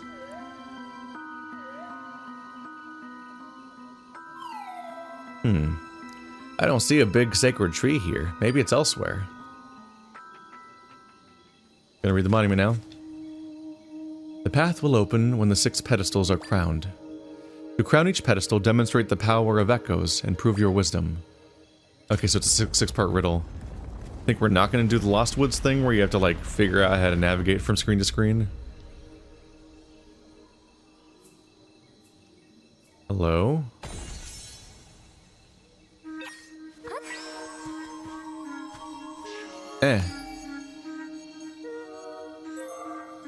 Okay. Do I take it? No, okay, I leave it. Ah, it's a shiny. So I clone it. Ta-da! I'm constantly worried that I'm missing the things that you can summon and learn that you can learn to summon in this game because of the fact that it's not consistent. You just kind of arbitrarily learn to summon physical objects every now and then. Because obviously the entire world is full of physical objects, so what would you do there? Is there an invisible one here? Is there a trick there? But like, you get used to the loop of like every time you defeat an enemy, if it's new, then you learn how to summon it. But physical objects are way less reliable. You just arbitrarily do and don't learn them sometimes. It's consistent in that they glitter, but the glitter is like subtle enough in a magic-y game that like you don't necessarily always notice it. I say that having maybe always noticed it. The thing is, I never know what I did or didn't notice is the worry. So I get to be concerned about that.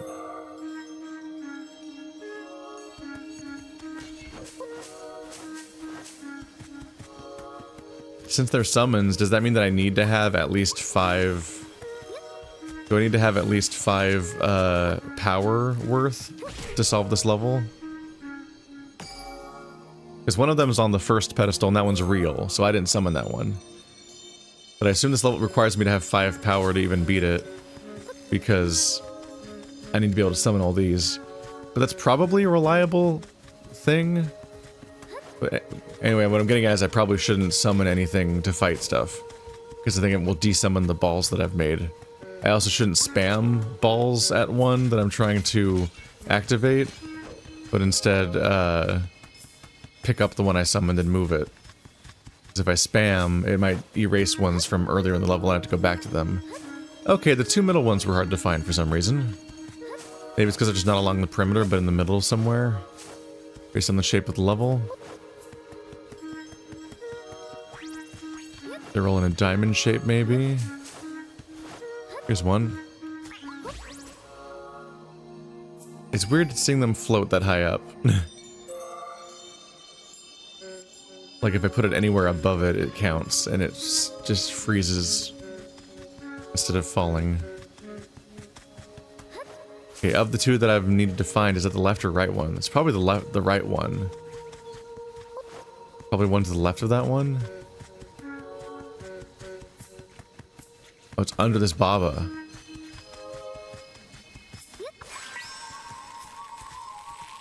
It's using it as a planter, and now it must die. I have graphically decapitated it. These balls seem to float by default.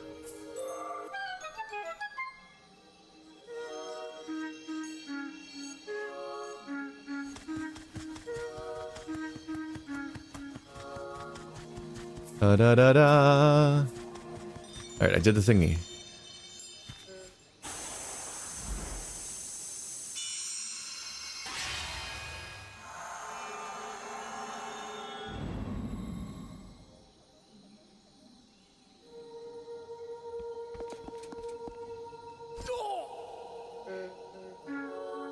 A path?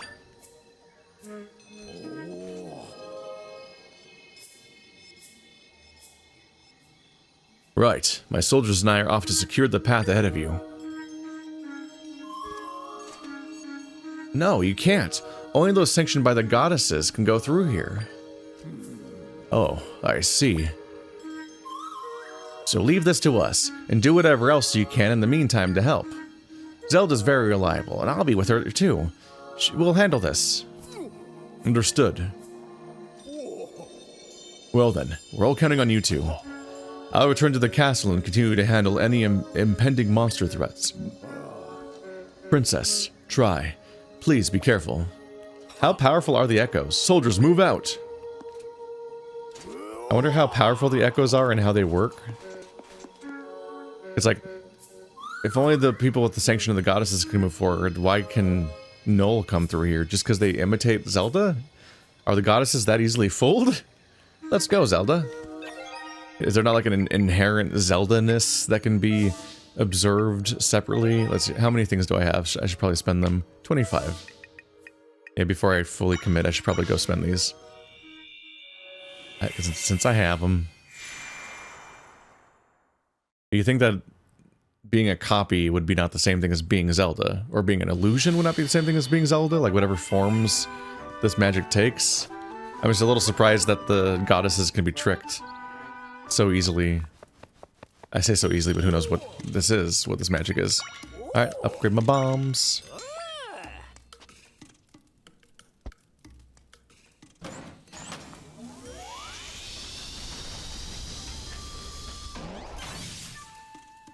Now it's a metal bomb.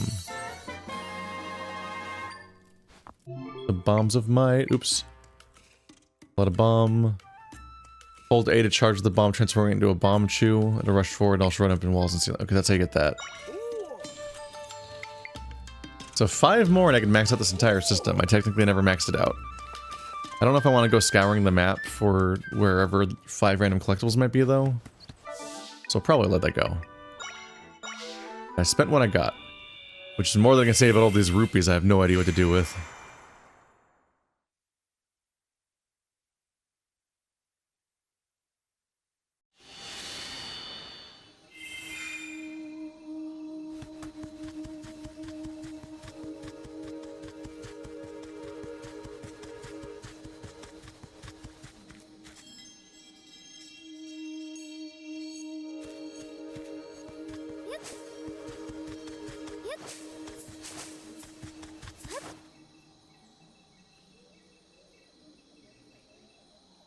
Hi, friend. You have returned quickly, priestess. So, have you already obtained the prime energy? You really fell for this, huh? Oh, the person earlier was an echo of you. She managed to fool this old tree.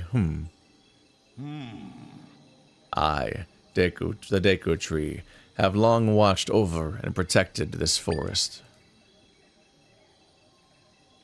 One so ancient as myself is not easily deceived, and yet my bark outgrew my eyes, it seems. Is that a term?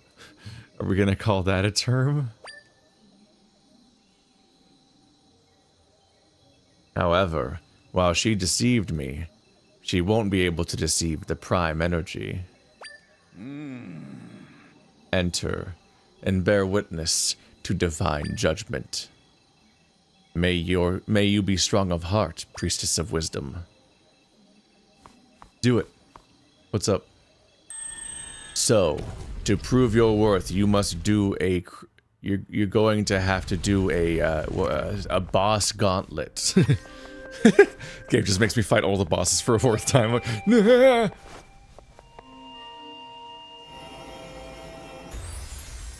I didn't get to read all that. Wow, she has not made it very far ahead of me.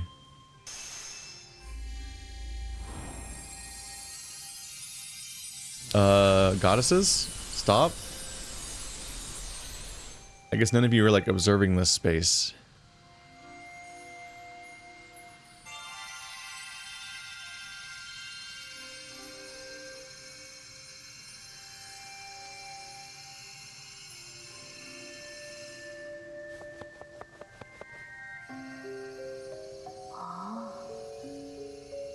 So this is the prime energy left behind, but oh, long, long ago, before time ever was, Null drifted into the void of nothingness.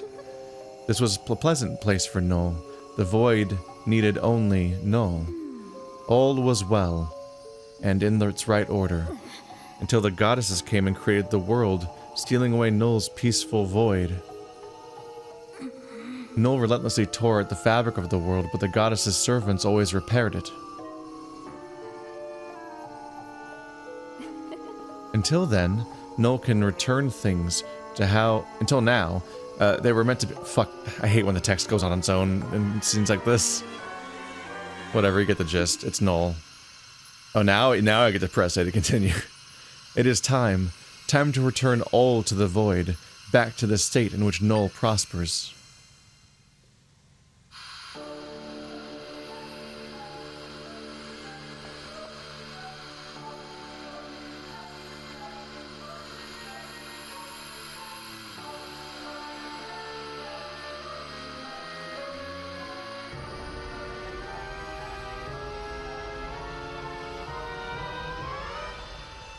I like purple and gold. Someone should make a hyena out of that. Oop.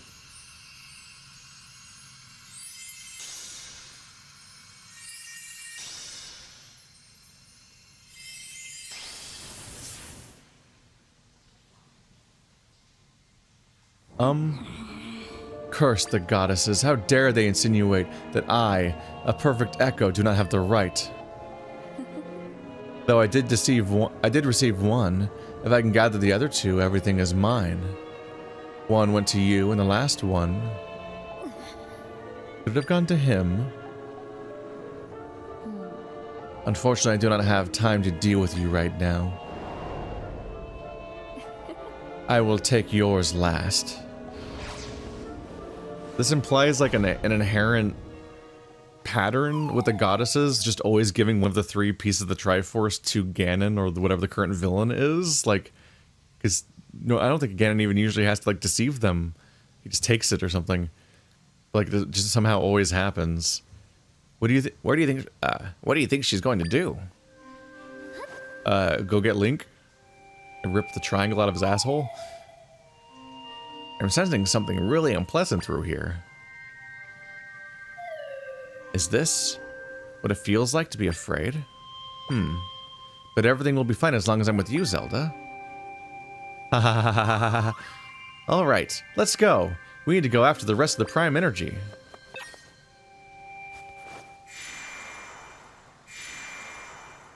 The implications like these guys always had all their emotions, or something, but this one's like learning what they are through us, even though they're like immortal, primordial beings that seemingly have been around since the beginning of the universe. I sensed Null back when they attacked you, Zelda, and I'm sensing that same presence now. I think that dark mass in the distance may be Null. Let's go get it. The prime energy must be up ahead. Come on, Zelda.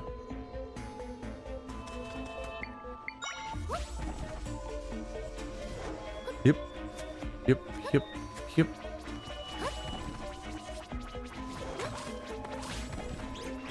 Not the spinny boys. I think this all just goes nowhere? Okay.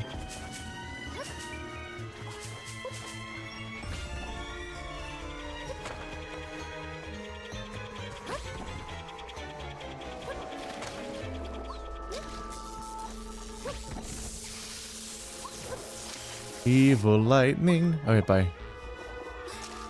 See ya.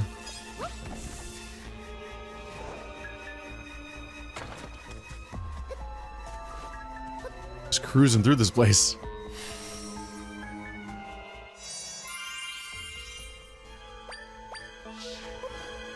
Never used those checkpoints before, I don't think. No thank you.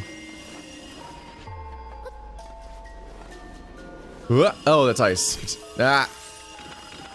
It threw me off. Whoops. Ah! Stop! Oh, ice is my nemesis in these games. It can get deeply frustrating. Okay. Oop! Stop! Okay. Nope. My goal is to get over there. Aha! Beds aren't ice. Checkmate. This costs 3, so I can only summon 3 of these. There we go. The beds are back in town. The beds are back in town. But now. The beds are back in town. Nope. Go diagonal. Just notice that platform. Sure is my real goal. No. Oh. Supposed to be the boss arena. It looks like it's made of the terrain of all the different fragmented worlds, which is cool looking. The prime energy. So, you were the hero after all. Hey, it's him. It's Link. We finally found him.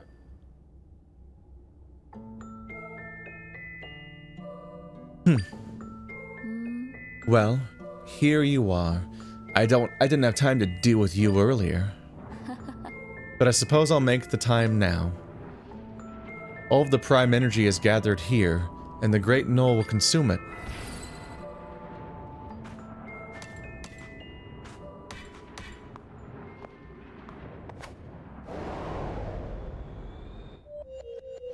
Hi.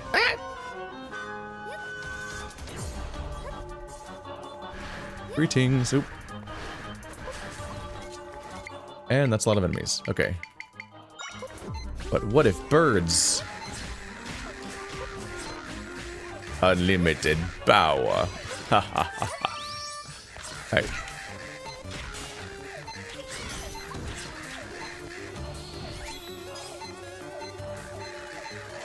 Ah. Target the fucking boss. Please. Please. This is trash. It's so bad. Jesus Christ. It feels so bad to play this game sometimes. Why is it like this? It's like the only source of challenge because the game just doesn't really have much going on mechanically. So it's just the fact that the controls are kind of awful that makes the game kind of a challenge.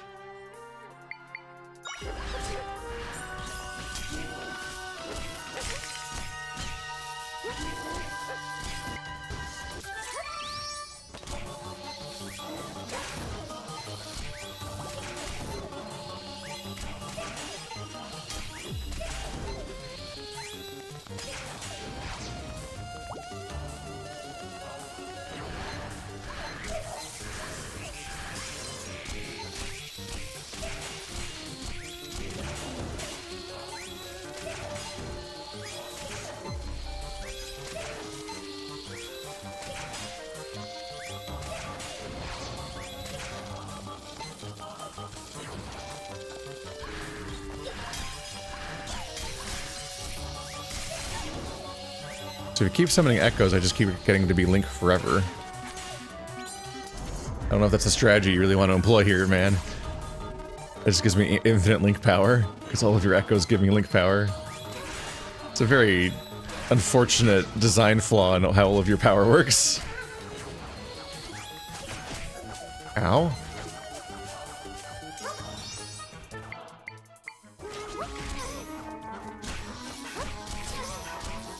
Why doesn't he electrocute him? Wait, what?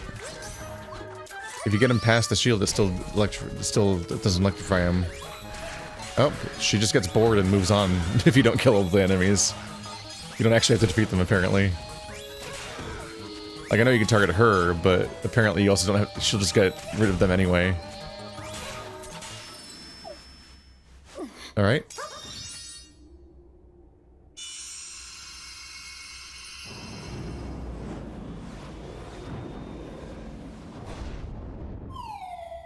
Oh no. There she goes with the prime energy. Hey.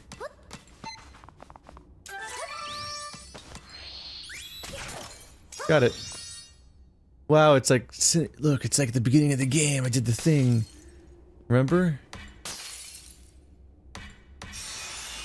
Now I saved you after you saved me. With the same bow. Oh my. What if I gave him the sword? Narratively, it'd be kind of neat, but mechanically, it'd be deeply... It would be brutal to be like, oh yeah, that Link mode you just trained up? Yeah, you're gonna give it away. Because you give up the sword. Link, you're not hurt, are you? Are you alright? I'm glad. So the hero of legend and the priestess of wisdom are you two. How embarrassing you showed up in the same outfit. And the prime energy resides in you, Zelda and Link. Null absorbed the last one. Each part of the prime energy is incredibly potent, so we'll have to take Null down. Link's from the southern village, right? Not Kakariko village? Why did the dojo in Kakariko give us specifically Link's outfit if they'd never met before? And I think that, I don't know, is the green tunic already a known entity, or is this a prequel before all the other ones, even further than Skyward Sword? We've all got to work together and take back the prime energy from Null. Oh, but Link, you're unarmed. We can't defeat Null like this. Zelda, let's give Link his weapons he recovered. Oh my god, wait. Am I actually gonna lose the weapons I just trained up? Okay, let's give Link his weapons and defeat Null together. Oh no. When you return his weapons, you won't be able to use them anymore. Also, I can't believe they're doing this! I feel like once we go inside, there won't be any backing out. You ready to head in? Yeah. Alright, I just brewed an entire... The last thing you unlock in this game is a thing that and you can only do it after beating every challenge, which you can only do after beating every story level, is a thing that increases how long you get to stay in Link mode. And then they take it from you 5 minutes later, when you inevitably go do the story next. Like... That is like the final training thing you would do before finishing the story, because that's where it's structured, and then you go do the story and they take away that power, so all those upgrades are useless now? And if you choose it as a playstyle, which they've enabled all game, they just strip it from you?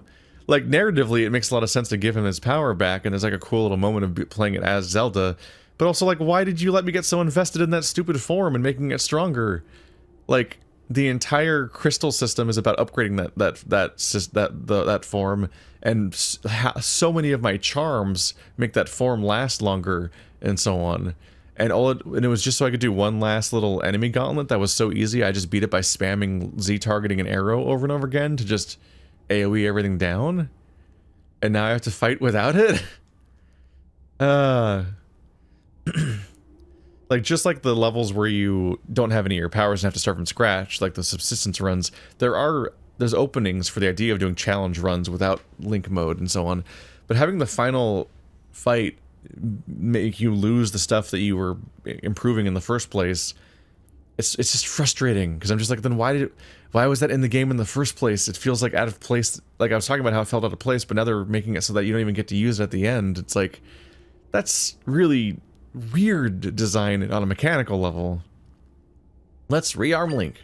I just made an entire arsenal of smoothies that regenerate my energy, and now you're not gonna let me use them for that purpose. Like, that's just a dick move.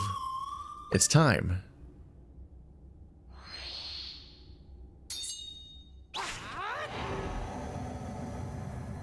Man, my smoothies are pointless. It's like in the same territory as when JRPGs make it so that bosses are immune to all status effects. And you're like, well then, why would I ever use status effects or get good at them or make them stronger or specialize in them if they only work against enemies that don't matter and therefore don't need the challenge? So this is the inside of Null. The prime energy is just ahead. Zelda, Link, let's go. Like, look how dumb I look in this stupid costume now. It was already nebulous, it was already iffy for other reasons, but now it's like... Look at me in my Link costume. I got it at the end of all my Link training where I maximized all my Link power. Now that I've maxed out all of my Link power, I can finally use this Link, this Link tunic to fight as Link with my several charms that all make my Link form last longer. Yeah, the button doesn't work anymore. So all these are useless because the energy recovery is pointless. What a douchey thing to do. I gotta take all these off because they all don't do anything anymore. God damn it. Alright, knockback spin. That seems like it's probably kind of pointless. Also, force attack up. Yeah, that's not gonna help. God, I have 5 charms that are for Link mode. 2 that make the energy stuff pop up more, and 2 that do the other thing. Alright, knockback received, reduced. Maybe make hearts spawn more, I guess. Although I have a billion potions, so who cares? And I have 4 fairies. I guess I'll do the knockback spin because there's nothing else to equip. There. I wish you would take the. I wish you could take the hood down. I want to wear this costume but without the hood because it's like the adventuring outfit. I want to wear the adventuring outfit but without the hood. Like have the hood down. She looks better with her hair out. But she only lowered her head. She lowered her hood for one scene. Well, she did it for a few. She does it to reveal who she is to people, but specifically she had her hood down during the ceremony with the Zora, but then never again. That's the only time that she had it continuously down. And I'm like, oh, I want that version of the outfit. I don't really want the poofy quest pants as much. But yeah, I guess I'll do this one. The dress just looks like it's going to become a hazard, but also the enemy looks like that right now. All right. Anyway, this became a complaint-a-thon. I'm sorry.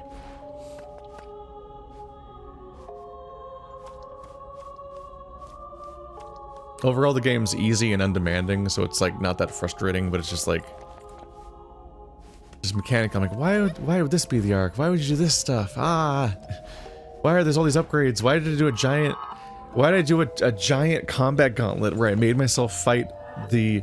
I could have just fought all the bosses once, but you made me fight all the bosses 3 times to unlock all these upgrades for the Link mode that you took away 5 minutes later. Like that wasn't fun, fighting all the bosses again. I already fought them before. There's a few chances to just feel a little cooler because I defeated them way faster the second time, but overall it's just like, man, I put all that work in and then you just take away the upgrade that I worked for. Wow, look how strong Link is to the point where like I'm actively not helpful. He can so casually kill everyone with his bow that like he doesn't need my help. Look at him! Here I am, my dumb... It feels so bad to play as Zelda right now. It's like, they still doing the thing where every time the Echoes want to summon, they have to fly into me. It's because they're probably doing something narratively that, like, the summons need to be, they need Zelda to function or something. Like it's like the monster summoning always has to like zoop into me to then turn into monsters. Except that can't be the case because like the Gerudo have been fighting waves of monsters for like the last week or month or whatever without me being there. But whenever I'm around, they seem to specifically need to run into me and only me to then turn into monsters. But this actively makes it look like... Hello? Oh no, I guess we're split. For now we're split up. Uh-oh. But they've set it up that like in these fights it just makes it feel like I'm like dead weight. Because not only is Link way better at fighting stuff than I am the whole time.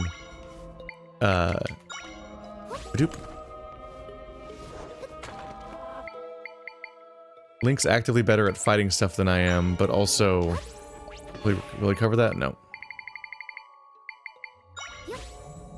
Fire?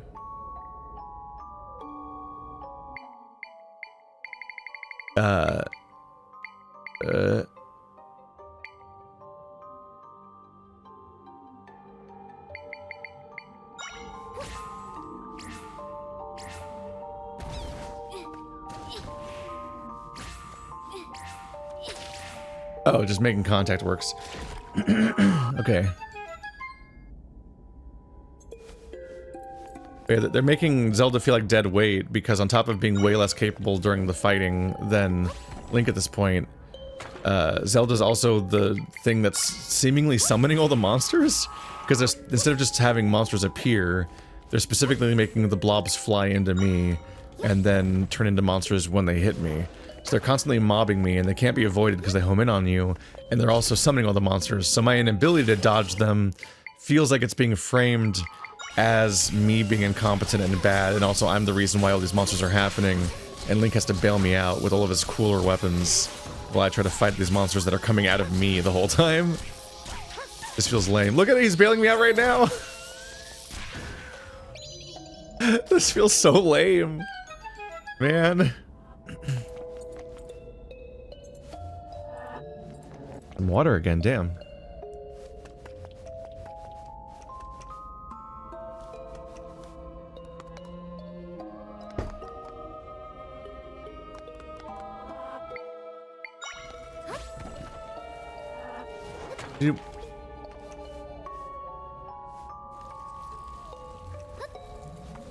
Goodbye.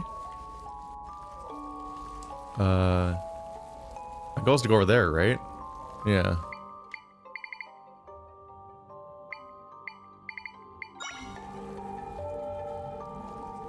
Mostly just waiting for a bunch of slow platforms. Head on over, buddy. I don't know why I'd go up there. I don't see anything. Uh-oh.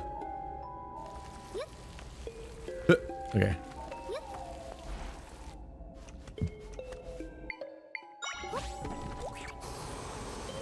It's gonna not enter its range anyway.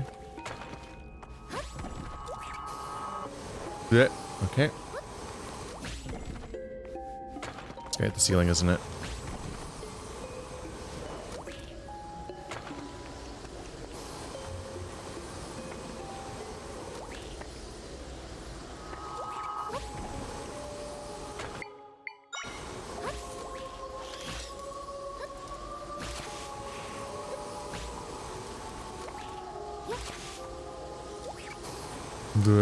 Freaking out.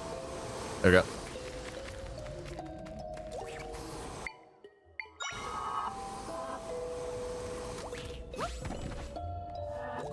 Bye.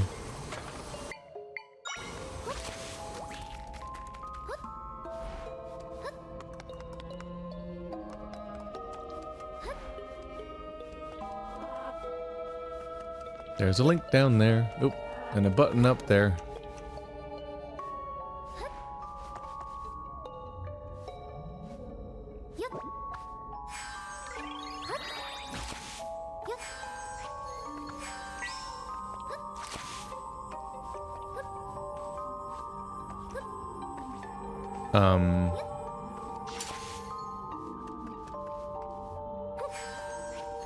Okay, so I can't go through those bars.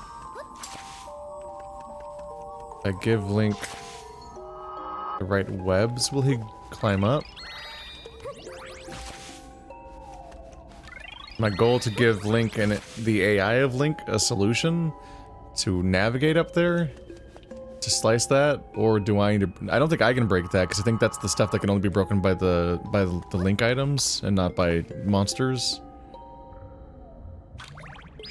I guess the Link AI is too stupid.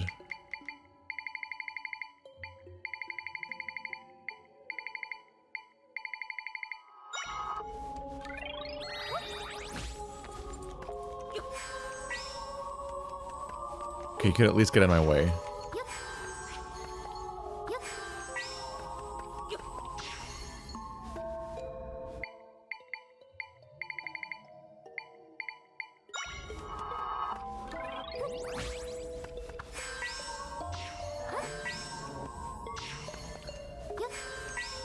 It's weird that they'd make the Link AI too stupid to use, the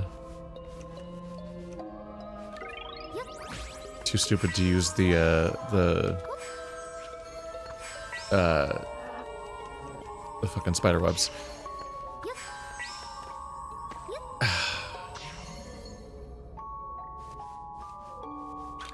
Let's see here.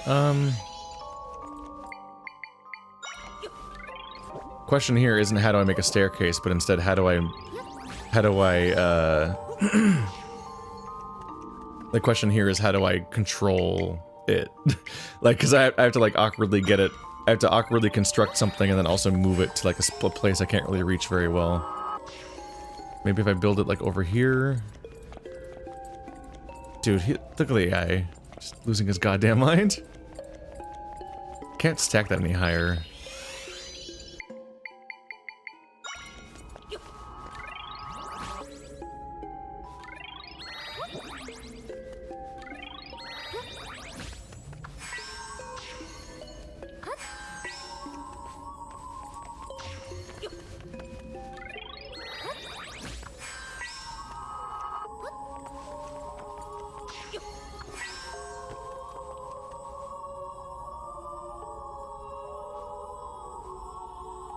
So can't really get there.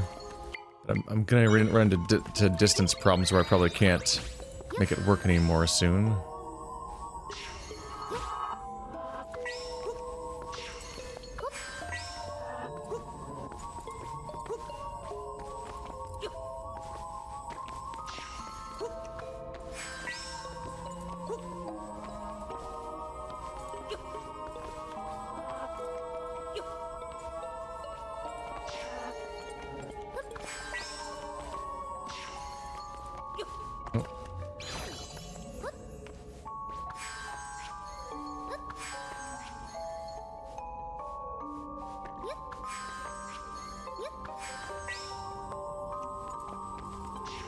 There we go.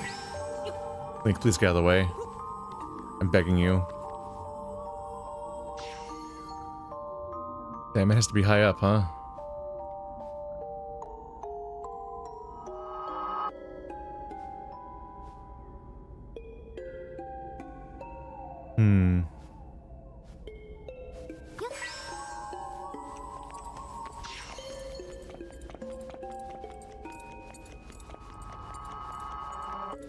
Just freaking out down there.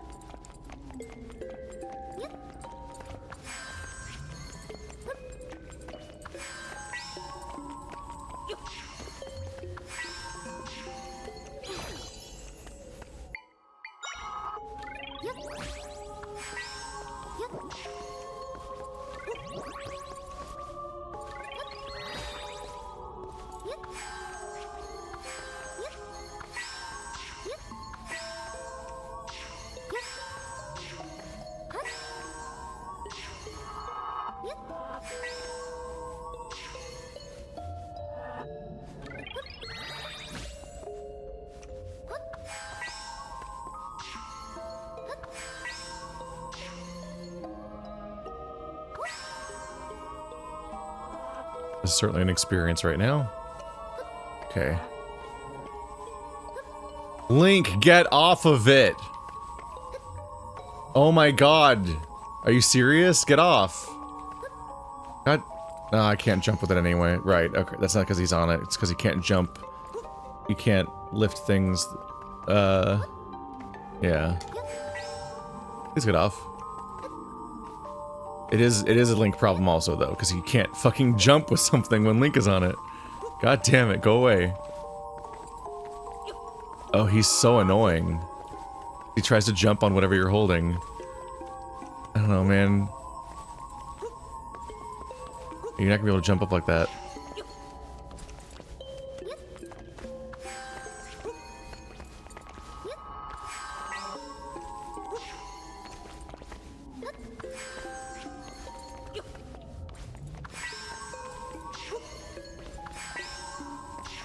Distance-wise, I might need to squish this a bit.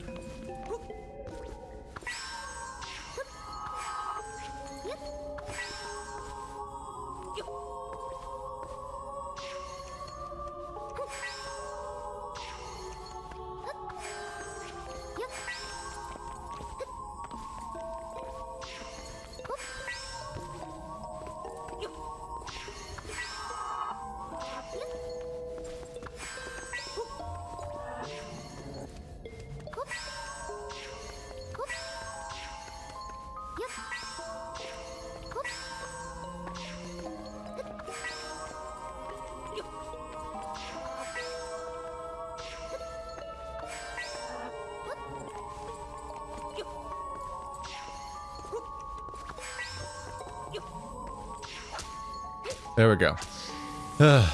Bed supremacy again.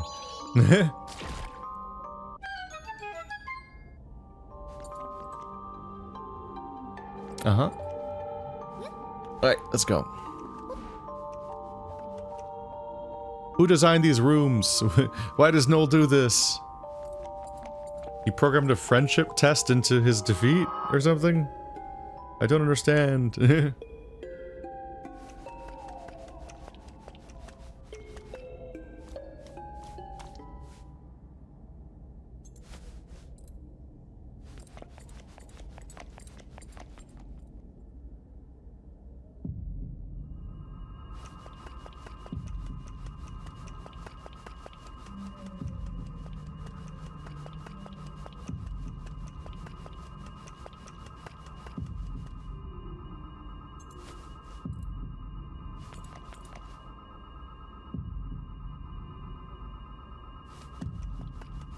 We're inside the beast. You hear constant heartbeat noises.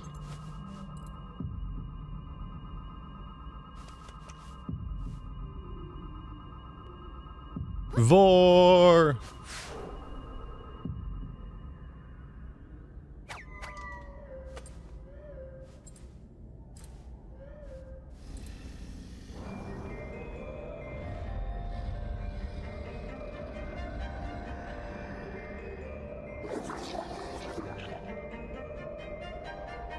Priestess of wisdom and the hero, I see you intend to interfere.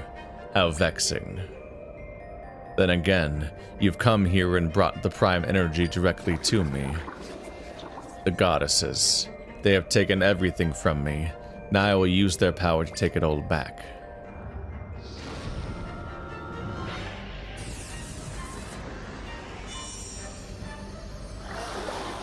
Ah.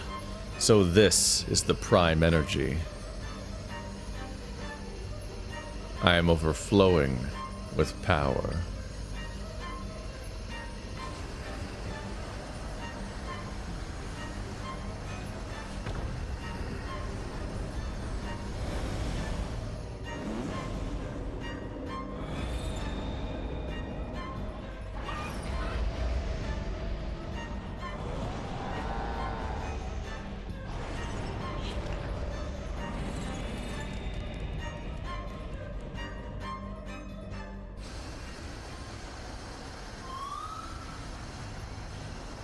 Nola's creating massive rifts.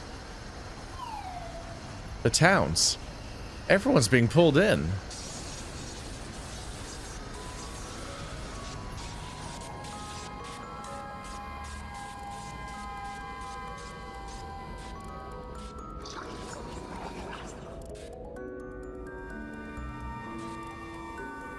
I understand now. Oh. Yet it is insufficient. I hunger for more. I must have everything.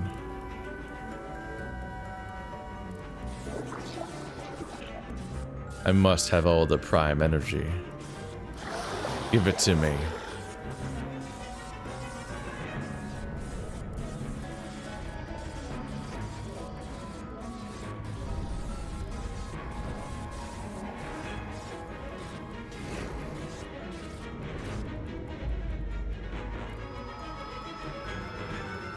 Hi.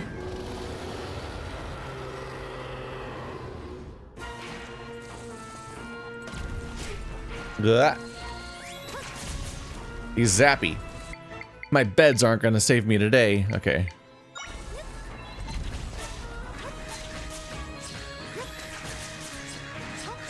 Get 'em, birds!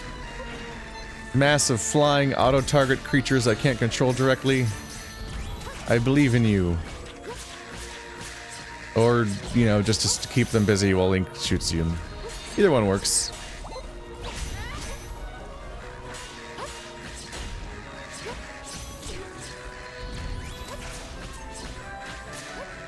A heart.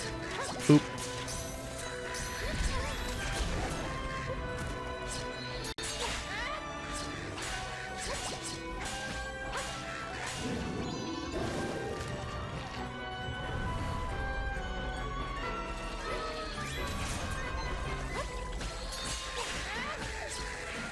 See, are these gonna move around, or do you just attack them where they are? Ow. Oh, okay, they do go around. So I probably want to attack them more directly instead of doing damage. How many do I have out right now? Oops. I'm often not sure how many birds I currently have. I spent a lot of time scanning the room trying to tell whether or not I need to summon more, or if I'm going to be deleting one by doing so.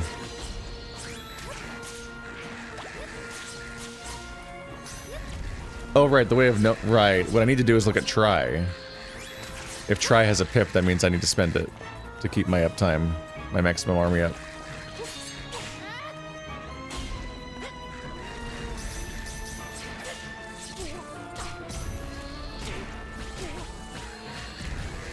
Oops.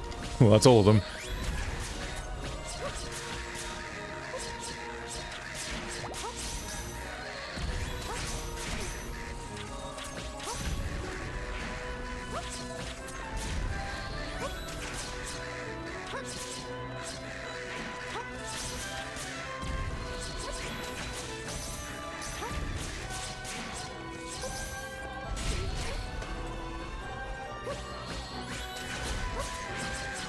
Get 'em, boys!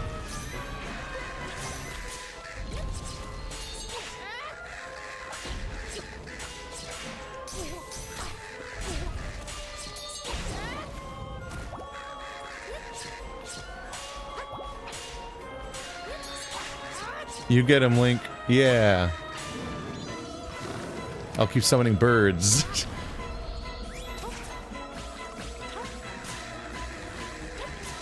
Yeah, get 'em, birds.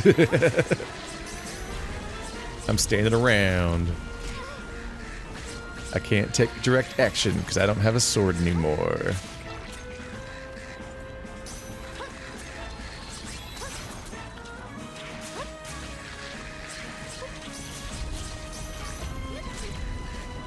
Wait, I got Lionel earlier, didn't I?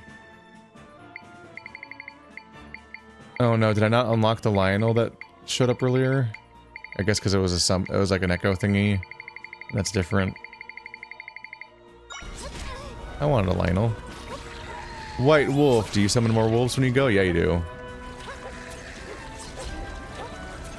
What I don't love about this kind of summon is just that I can't summon my exact number of pips worth of stuff without changing to another summon over and over again. I prefer summons that can add up to 6.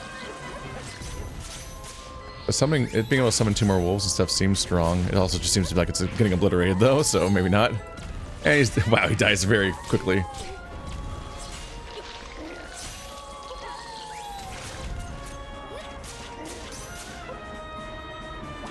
The heart, it is mine.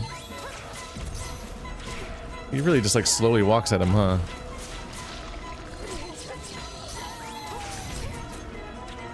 I guess the powers that he summons 2 wolves and that those are more aggressive, because the main wolf is really slow and doesn't seem to even really attack most of the time.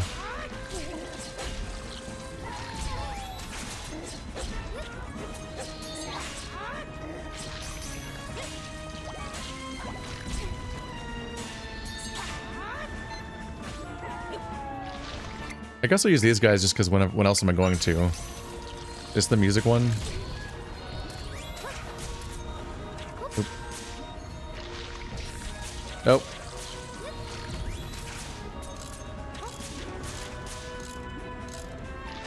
Confused myself a little bit there. Quick, get him out before he gets me. Ah, he's gonna blow up. Did he just break that easily?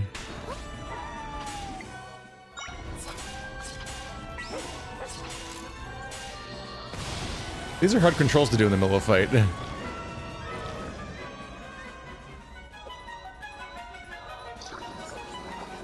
Not enough. I must have more.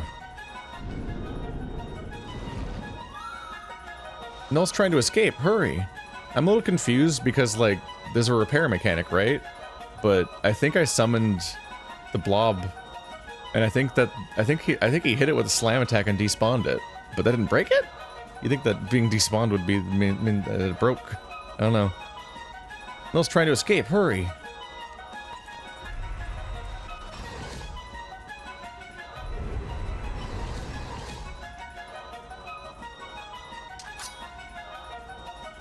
Quick, do one spin attack and win.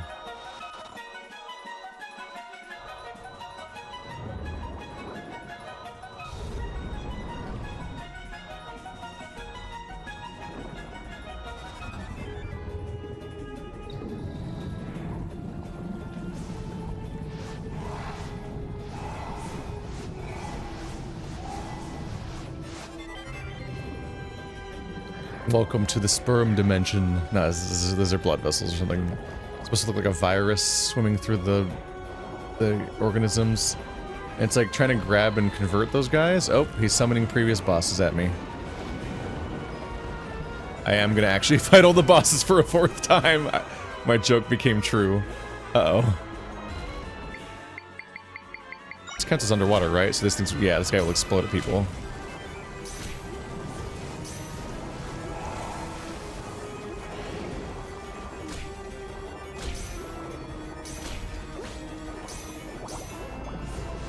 How do I get air? Oh, bubbles. Didn't see that.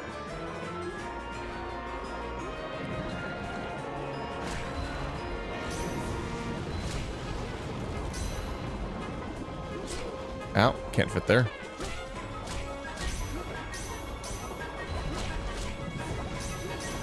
It's such a spammable attack, it's very amusing. Maybe you don't fight the monster, it's just summoning... It's just getting summoned at me to make its attacks happen, but maybe you don't actually get to hit it. Its egg sacs and whatnot. Yeah, it keeps disappearing. Now there's underwater Octoroks.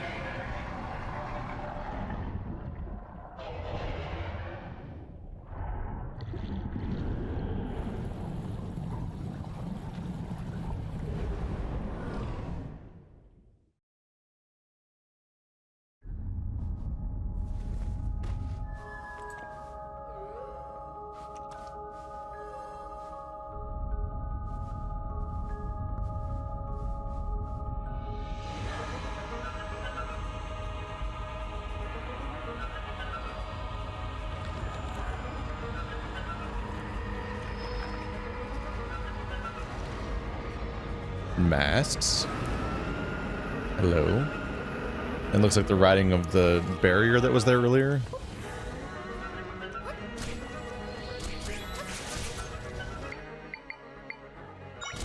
Get 'em, wolves again. I believe in you. Yeah. Oh, they all disintegrated immediately. Oh, this guy's back.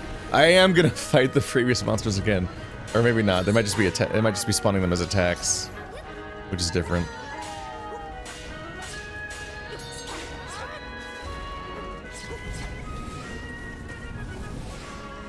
Oh, mole.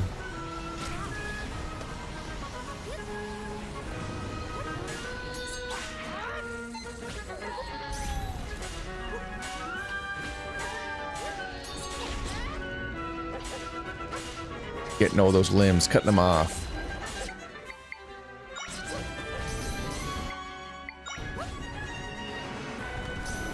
I just summoned everything, you dick. Nope, I don't. Ew, a frost. Ew. Never.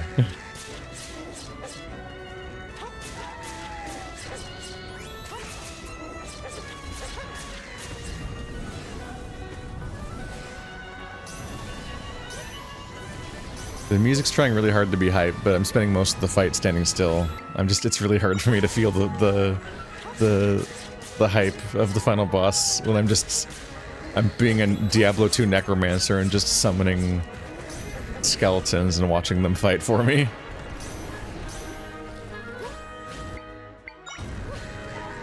I think part of my issue here is that Zelda never learns magic. Like, maybe each of the 3 priestess things should have been a spell she could cast. The 3 goddess powers. Like Din's Flame, you know? Remember in other games where sometimes the 3 things are spells in some way, or they're representative of certain abilities? But if I could cast a fireball when I got the fire one, and so on. Because now I don't have any magic to attack with, so I can just summon creatures, which means that the whole final fight is me just watching them do stuff, and hoping they do a good job. And then my primary like strategic ask is just me wondering whether or not there was like a smarter thing I could have been doing. Like, oh, was there a smarter summon to do instead that I would then watch and not interact with? Can I grab this thingy? I can pull these out of the walls. Did that help? I feel like it didn't snap out.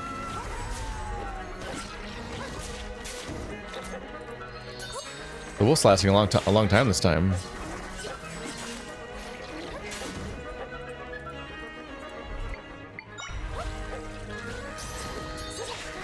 Let me go. Now I have to be rescued. Rescue me, Link. Help. Rescue me, Link. Help. Oh, I can summon while I'm stuck in here, though, so those help. There you go. The wolves just weren't helping me. But my crows are trusty. Is there like a 2-power thing I can wobble back and forth with? Maybe this guy. So this guy probably won't target people.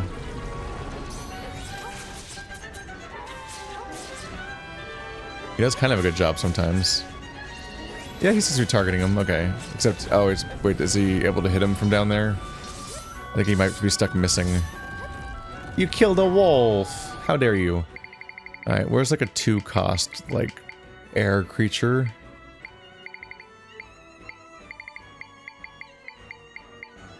Huh, that works, I guess. There's an old trusty. 2 of my favorite monster summons that have both fallen out of fashion lately is the wolf, but I have a super wolf now. And that guy, oh, it's this one. Look at the white wolf just standing around, just hanging. It'll work out. Just politely sits in the corner and then waits for the chance to summon his other guys again. I guess I've made this extra lazy by, on top of the normal amount of just summoning a dude and watching, I've summoned a guy that summons dudes, so he's also summoning things and watching. So he's just repeatedly summoning some wolves. Not very effectively. Extremely funny. If I just summon 3 of these, this probably does a lot of damage. The 3 blenders. Is it going dashing everywhere? Yep.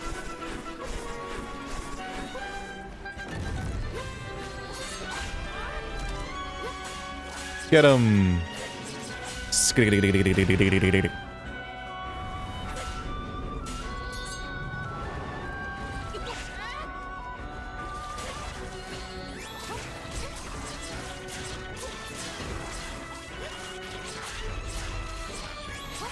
Nope. Cage. Dang it. Save me, guys. Yeah, this thing takes a lot of hits.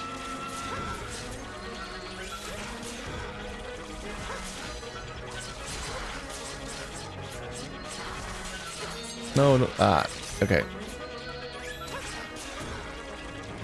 It's fine, guys. We'll get there eventually. I believe in you.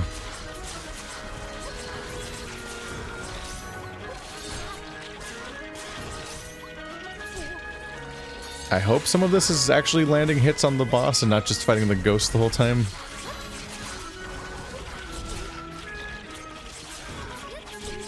I'm definitely not having to heal at all. I'm just kind of like...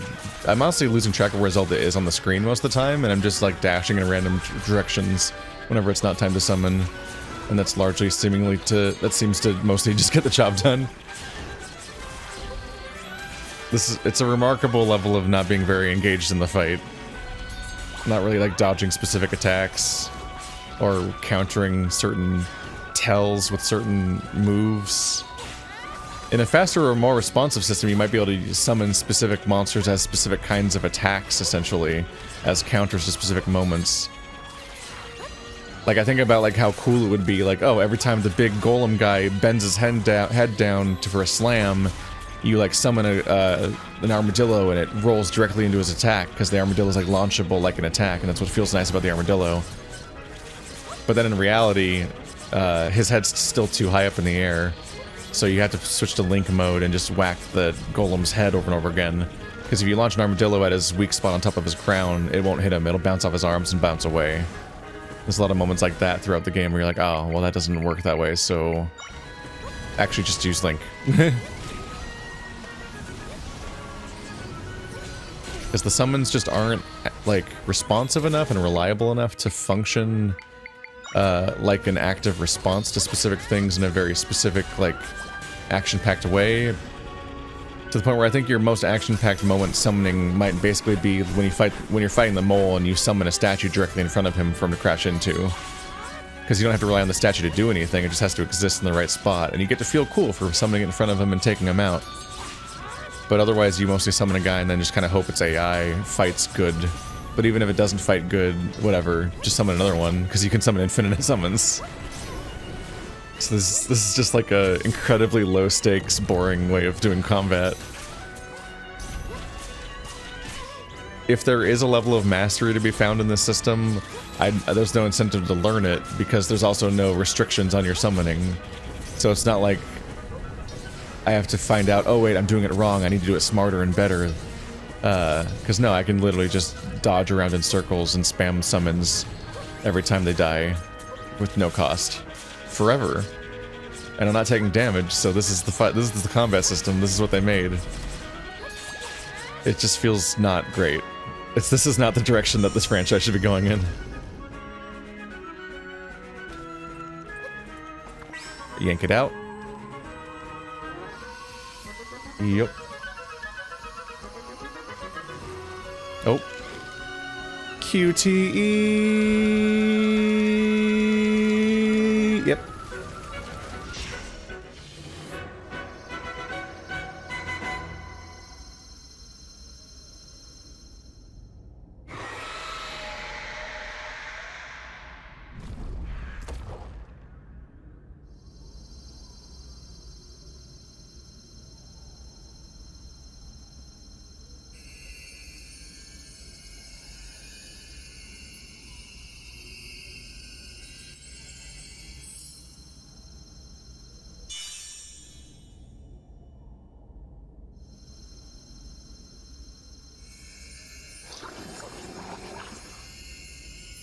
Give it to me. No. I don't think I will. Don't nod, no. They're like, yeah, we should. Imagine.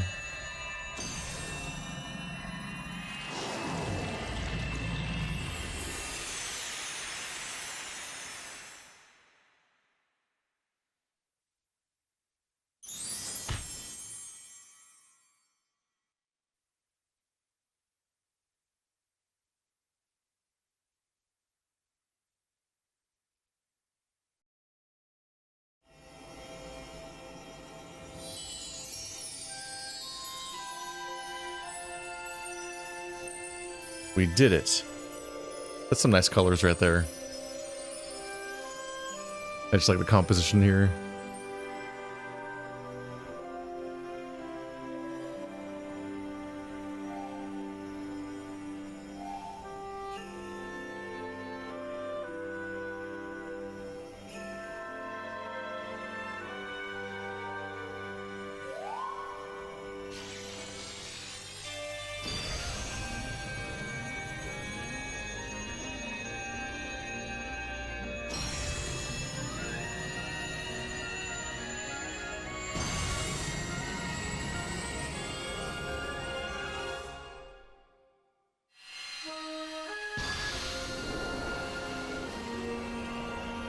Boom.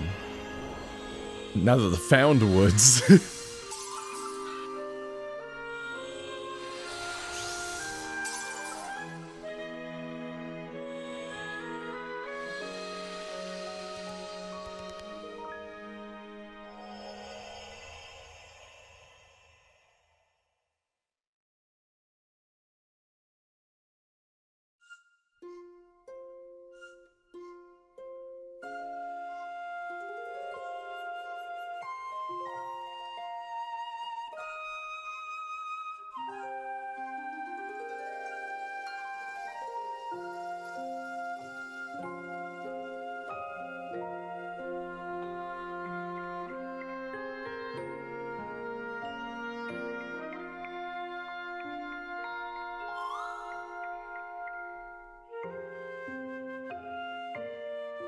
Zelda, the rifts will disappear, and your world will return to- fuck.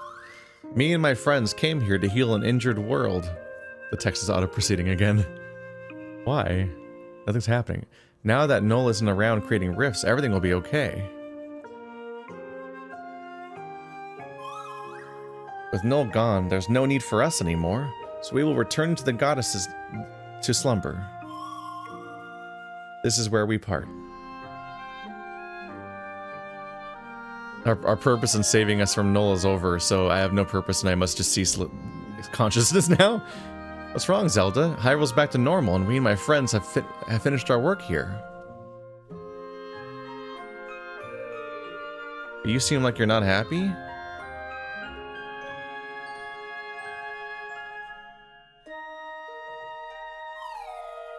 Oh, I understand now.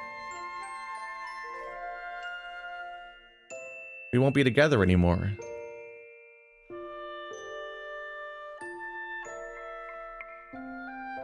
And that's kind of sad, huh?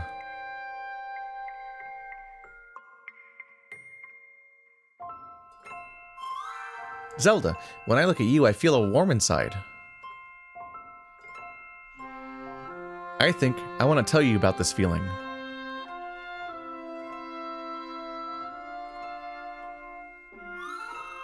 I'm feeling... Thank you.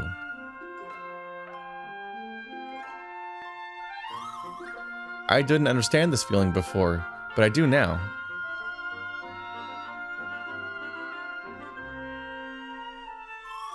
I have to go.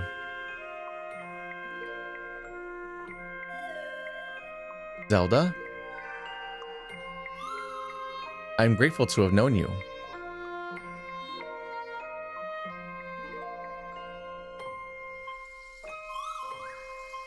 Thank you.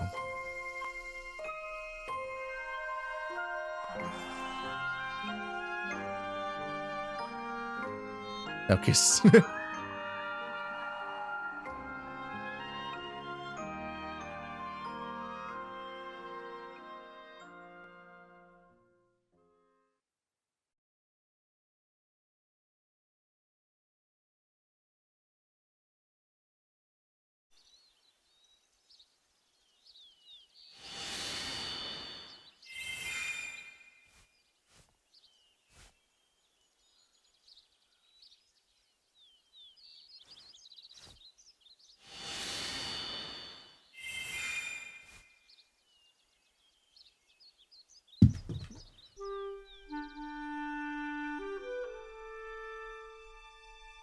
Gaw!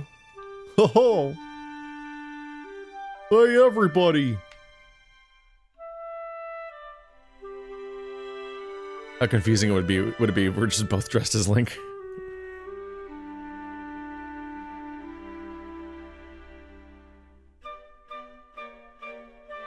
Oh.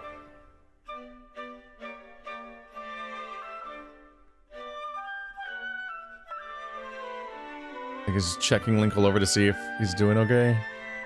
He's been in the evil world where people dissolve for like, I don't know, weeks. What did he eat, you think, down there? Where'd he poop? These are the questions we don't ask.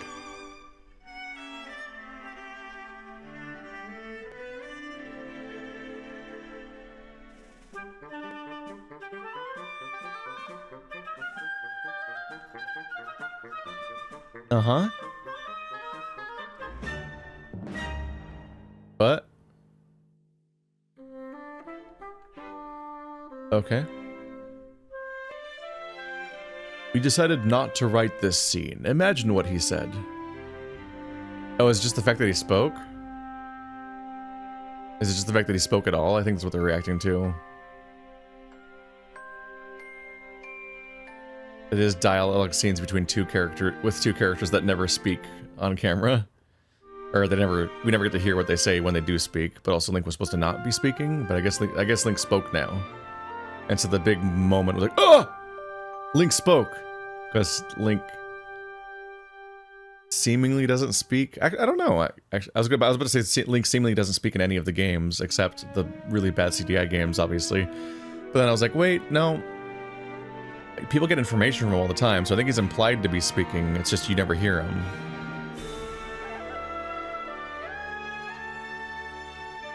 All right, well, that was Echoes of Wisdom. I guess you know my opinion of it by now, but yeah. I don't think any of these Zelda games have ever been bad, but I think this might actually be my least favorite out of every Zelda game I've played so far. And yeah. It tries some new stuff, but I just don't think that the core thing they tried that's new, which is summoning a bunch of things, it just doesn't feel like it's that thought through and coherent. There's like way too many summons to be like a utility belt of like useful abilities that you whip out for certain things. So instead it's a giant like Breath of the Wild menu of summons, and there's just inevitably going to be a billion that you just never come back to. That might lead to the upside of like people having customized playthroughs where everyone kind of has a different vibe because they like fixate on different summons, and I can give credit to that idea, but it just doesn't feel very tight and clean because you have to look at this giant menu to do stuff, and like combat via summons is very indirect and passive, so that was like one of the least engaging final bosses I've ever done ever. And for a while there, I did most of the playthrough trying to focus heavily on summons and not really transform that often, because I said before, like, transforming also kind of feels like giving up. And this feels like a concession both by you and the developers in different ways. Just the fact that there even is a link form, and so on. But then again, you spend so much time upgrading it that so much of the reward structure of this game is built around upgrading your link form, so like, the fact that you lose it at the end is its own kind of frustrating. It's like, man, I kind of wish that the link form didn't exist, because it feels weird to have Zelda just turn into Link for bursts of time, almost like as a failsafe. It feels like Zelda could just be getting stronger as herself and getting more abilities that aren't summons, potentially, to even things out. But the fact that you then lose the Link form just makes it extra rough, because you're like, okay, the entire dojo thing, that entire system was you upgrading the link form, but then the entire rock collecting thing was also upgrading the link form, so basically all of the progression in the game that wasn't you getting a new summon or heart pieces is tied to Link, and then you lose it all when you find Link because you give him the sword. And so it's like, what? The ending of the game is supposed to be a culmination of all of the skills you've learned so far, and and how far you've come, and any kind of upgrade systems. The reason why the implicit agreement and like trust that you have between the developer and yourself is that all of these upgrades are going to pay off in the ending of the game, because you're going to use them against the final boss or the final challenges. And technically maybe your stats affected Link and how good he was or something, but like, that's not something you feel. Especially in boss fights where you don't know how strong anything is or how much damage anything is taking, so you don't know if he's good. Like, I have no idea if Link is stronger or weaker based on how many rocks you collected. But the idea of scouring the entire map to get all of those collectibles and then not even get to keep them, like, that's brutal. Like, it's like if you spent just dozens of hours collecting Koroks in Breath of the Wild, and then for some reason at the end of the game they take away all your inventory slots. Which is what Korok's upgraded, like, so that you're back to only being able to carry 2 swords and 2 shields again. You're like, I collected Koroks for 300 hours! What do you mean you took away the upgrade they gave me? Why did I do that then, if the end of the game nullifies all of my work? Like, that's rough. Just all the effort you put in just gets taken away from you at the end of the game. And it's like, sure, the game's not hard, like I've said. You literally beat the final boss by just endlessly summoning monsters, and virtually any monster will do. Just keep running in circles so you don't get killed. And that's it. It takes care of itself. And like, even if your monsters aren't doing a good job, Link is killing the boss for you the whole time, so who cares? So it's like, the boss is inherently... It's kind of scary in a way. Like, they finally make you play as just Zelda without the Link power you've had the entire game, and their solution for that is to make the boss so vague and undemanding that you don't have to do anything yourself. Like, all the other bosses had very direct weak spots and individual things you had to target, and you generally couldn't just mindlessly summon to defeat them. You had to at least, like, adapt in some way, and react to specific things, or customize your summons to make the situation work. But the final boss is so vague, they're like, well, every player has to be able to beat this no matter what. No matter how much they don't understand how to summon well, and who knows what summons they even have. What if they don't have good ones? So they just had to like throw their hands up in the air at the end of an open world game and be like, well, we don't know how strong you are, what abilities you have, so here's a vague boss that demands nothing of you. Which was the weak point of Breath of the Wild, was that, like, I loved Breath of the Wild, but the bosses were really lame. Because it was just a dude. It was it's actually a bit like this. It was a vague, like, black corruption energy creature thing that just kind of swings at you, and you swing back at it, and, like, it doesn't have any specific demands of you, because in those games there was no dungeon items, so they couldn't really expect you to have any specific abilities to use against them, so they don't really have parts of the fight that are built around that kind of puzzle. It was just, hit him. Hit him with Link's sword / bow / bombs. And eventually the health bar goes down, like a normal boss in other games, not a Zelda boss. And in a similar way, this one had to just be a vague, I don't know, man, just keep hitting him, it's a bullet sponge. And if you can't beat him, Link will do it for you eventually.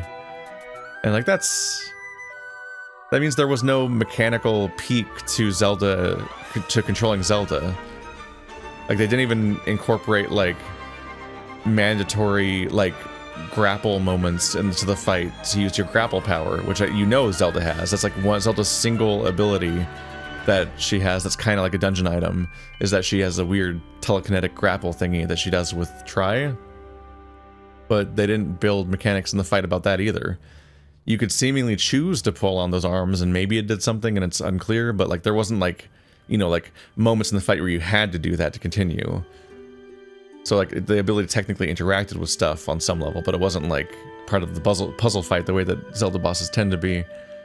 And given that we only can do summons and can't do normal combat, like it feels like the game needed to lean into the puzzle boss stuff and really have puzzle, like maybe be a constant knowledge check of like, okay, what category of summon would help you in this situation, and keep hitting you with situations like that. But no. I just summoned something that would just summon an army of things that attack and then wait for like 10 minutes for the fight to resolve. That's just not cool. That's not very good. That's not a good capstone to a game. It's not a good mechanic set to escalate and demand much of the player. So it kind of just feels like an extremely casual game is how I'd kind of put it. And I'm not somebody who's like, casual gamers, shitting on like I don't use that term normally as like a buzzword or whatever. So like that means it's a bit different when I say it, because I'm just saying it like in terms of like, you know, I don't think Zelda games are inherently hard to begin with. Parts of Breath of the Wild and Tears of the Kingdom could be, especially the early on part where you have like no health and things can one-shot you sometimes. But they're usually not designed to be hard. So I don't mean casual in terms of like, only this game's for scrubs that can't handle all these twitch reflexes. I'm gonna have to go play Dark Souls now. I mean that like casual in that they don't demand you to really engage. So it's not like not ignoring skill checks. Zelda games are normally about like knowledge checks or knowing the right thing to do in a situation, or like following the design and like being in conversation with that design and interacting on that level. So it's disappointing to have a game that's like both this easy but also doesn't really expect you to like do particular things in the process of beating it. It's variable. Like some of the doing the boss rush multiple times, we know like some of the bosses demand you to figure out really specific solutions. Some of them are just like, just throw a bunch of attacks everywhere, it'll kind of work out. Like the dragon boss in the lava level, you just need to keep lobbing attacks at it and dodging its attacks, and that's it. But there's other fights like the underwater fish thingy that you have to figure out how to hit this thing, and it keeps going into different spaces. Like first you're trying to fight it underwater, and then you try to fight it when it's floating, not in the water, in 2D, and you're like, how do I solve this problem? Because like what can and can't be in water changes. Like that kind of fight does expect you to think about what you're doing, and that's more interesting. But then some of these other fights just didn't do that. And yeah, like at the end of the game, the final boss just doesn't demand stuff from you, and that's why I call it casual, because it's completely beatable without really paying attention, really. Like that's what I mean. It's not like casual gamers like elitism. I mean like the game is casual in that it's like a second screen experience. Like Vampire Survivors, kind of, where you're just like, just hanging out, it'll probably work out eventually. Like, that lack of engaging direct conversation between player and developer while you're playing makes it feel like I'm wasting my time playing it. That's kind of disappointing. And I've raved about how much I think the design of Zelda is really good. And I've said this all as a late adopter, specifically someone who played Breath of the Wild and thought it was my favorite game of the year, but then went back and played the other Zelda games and fell in love with the Zelda formula that people had previously said was stale.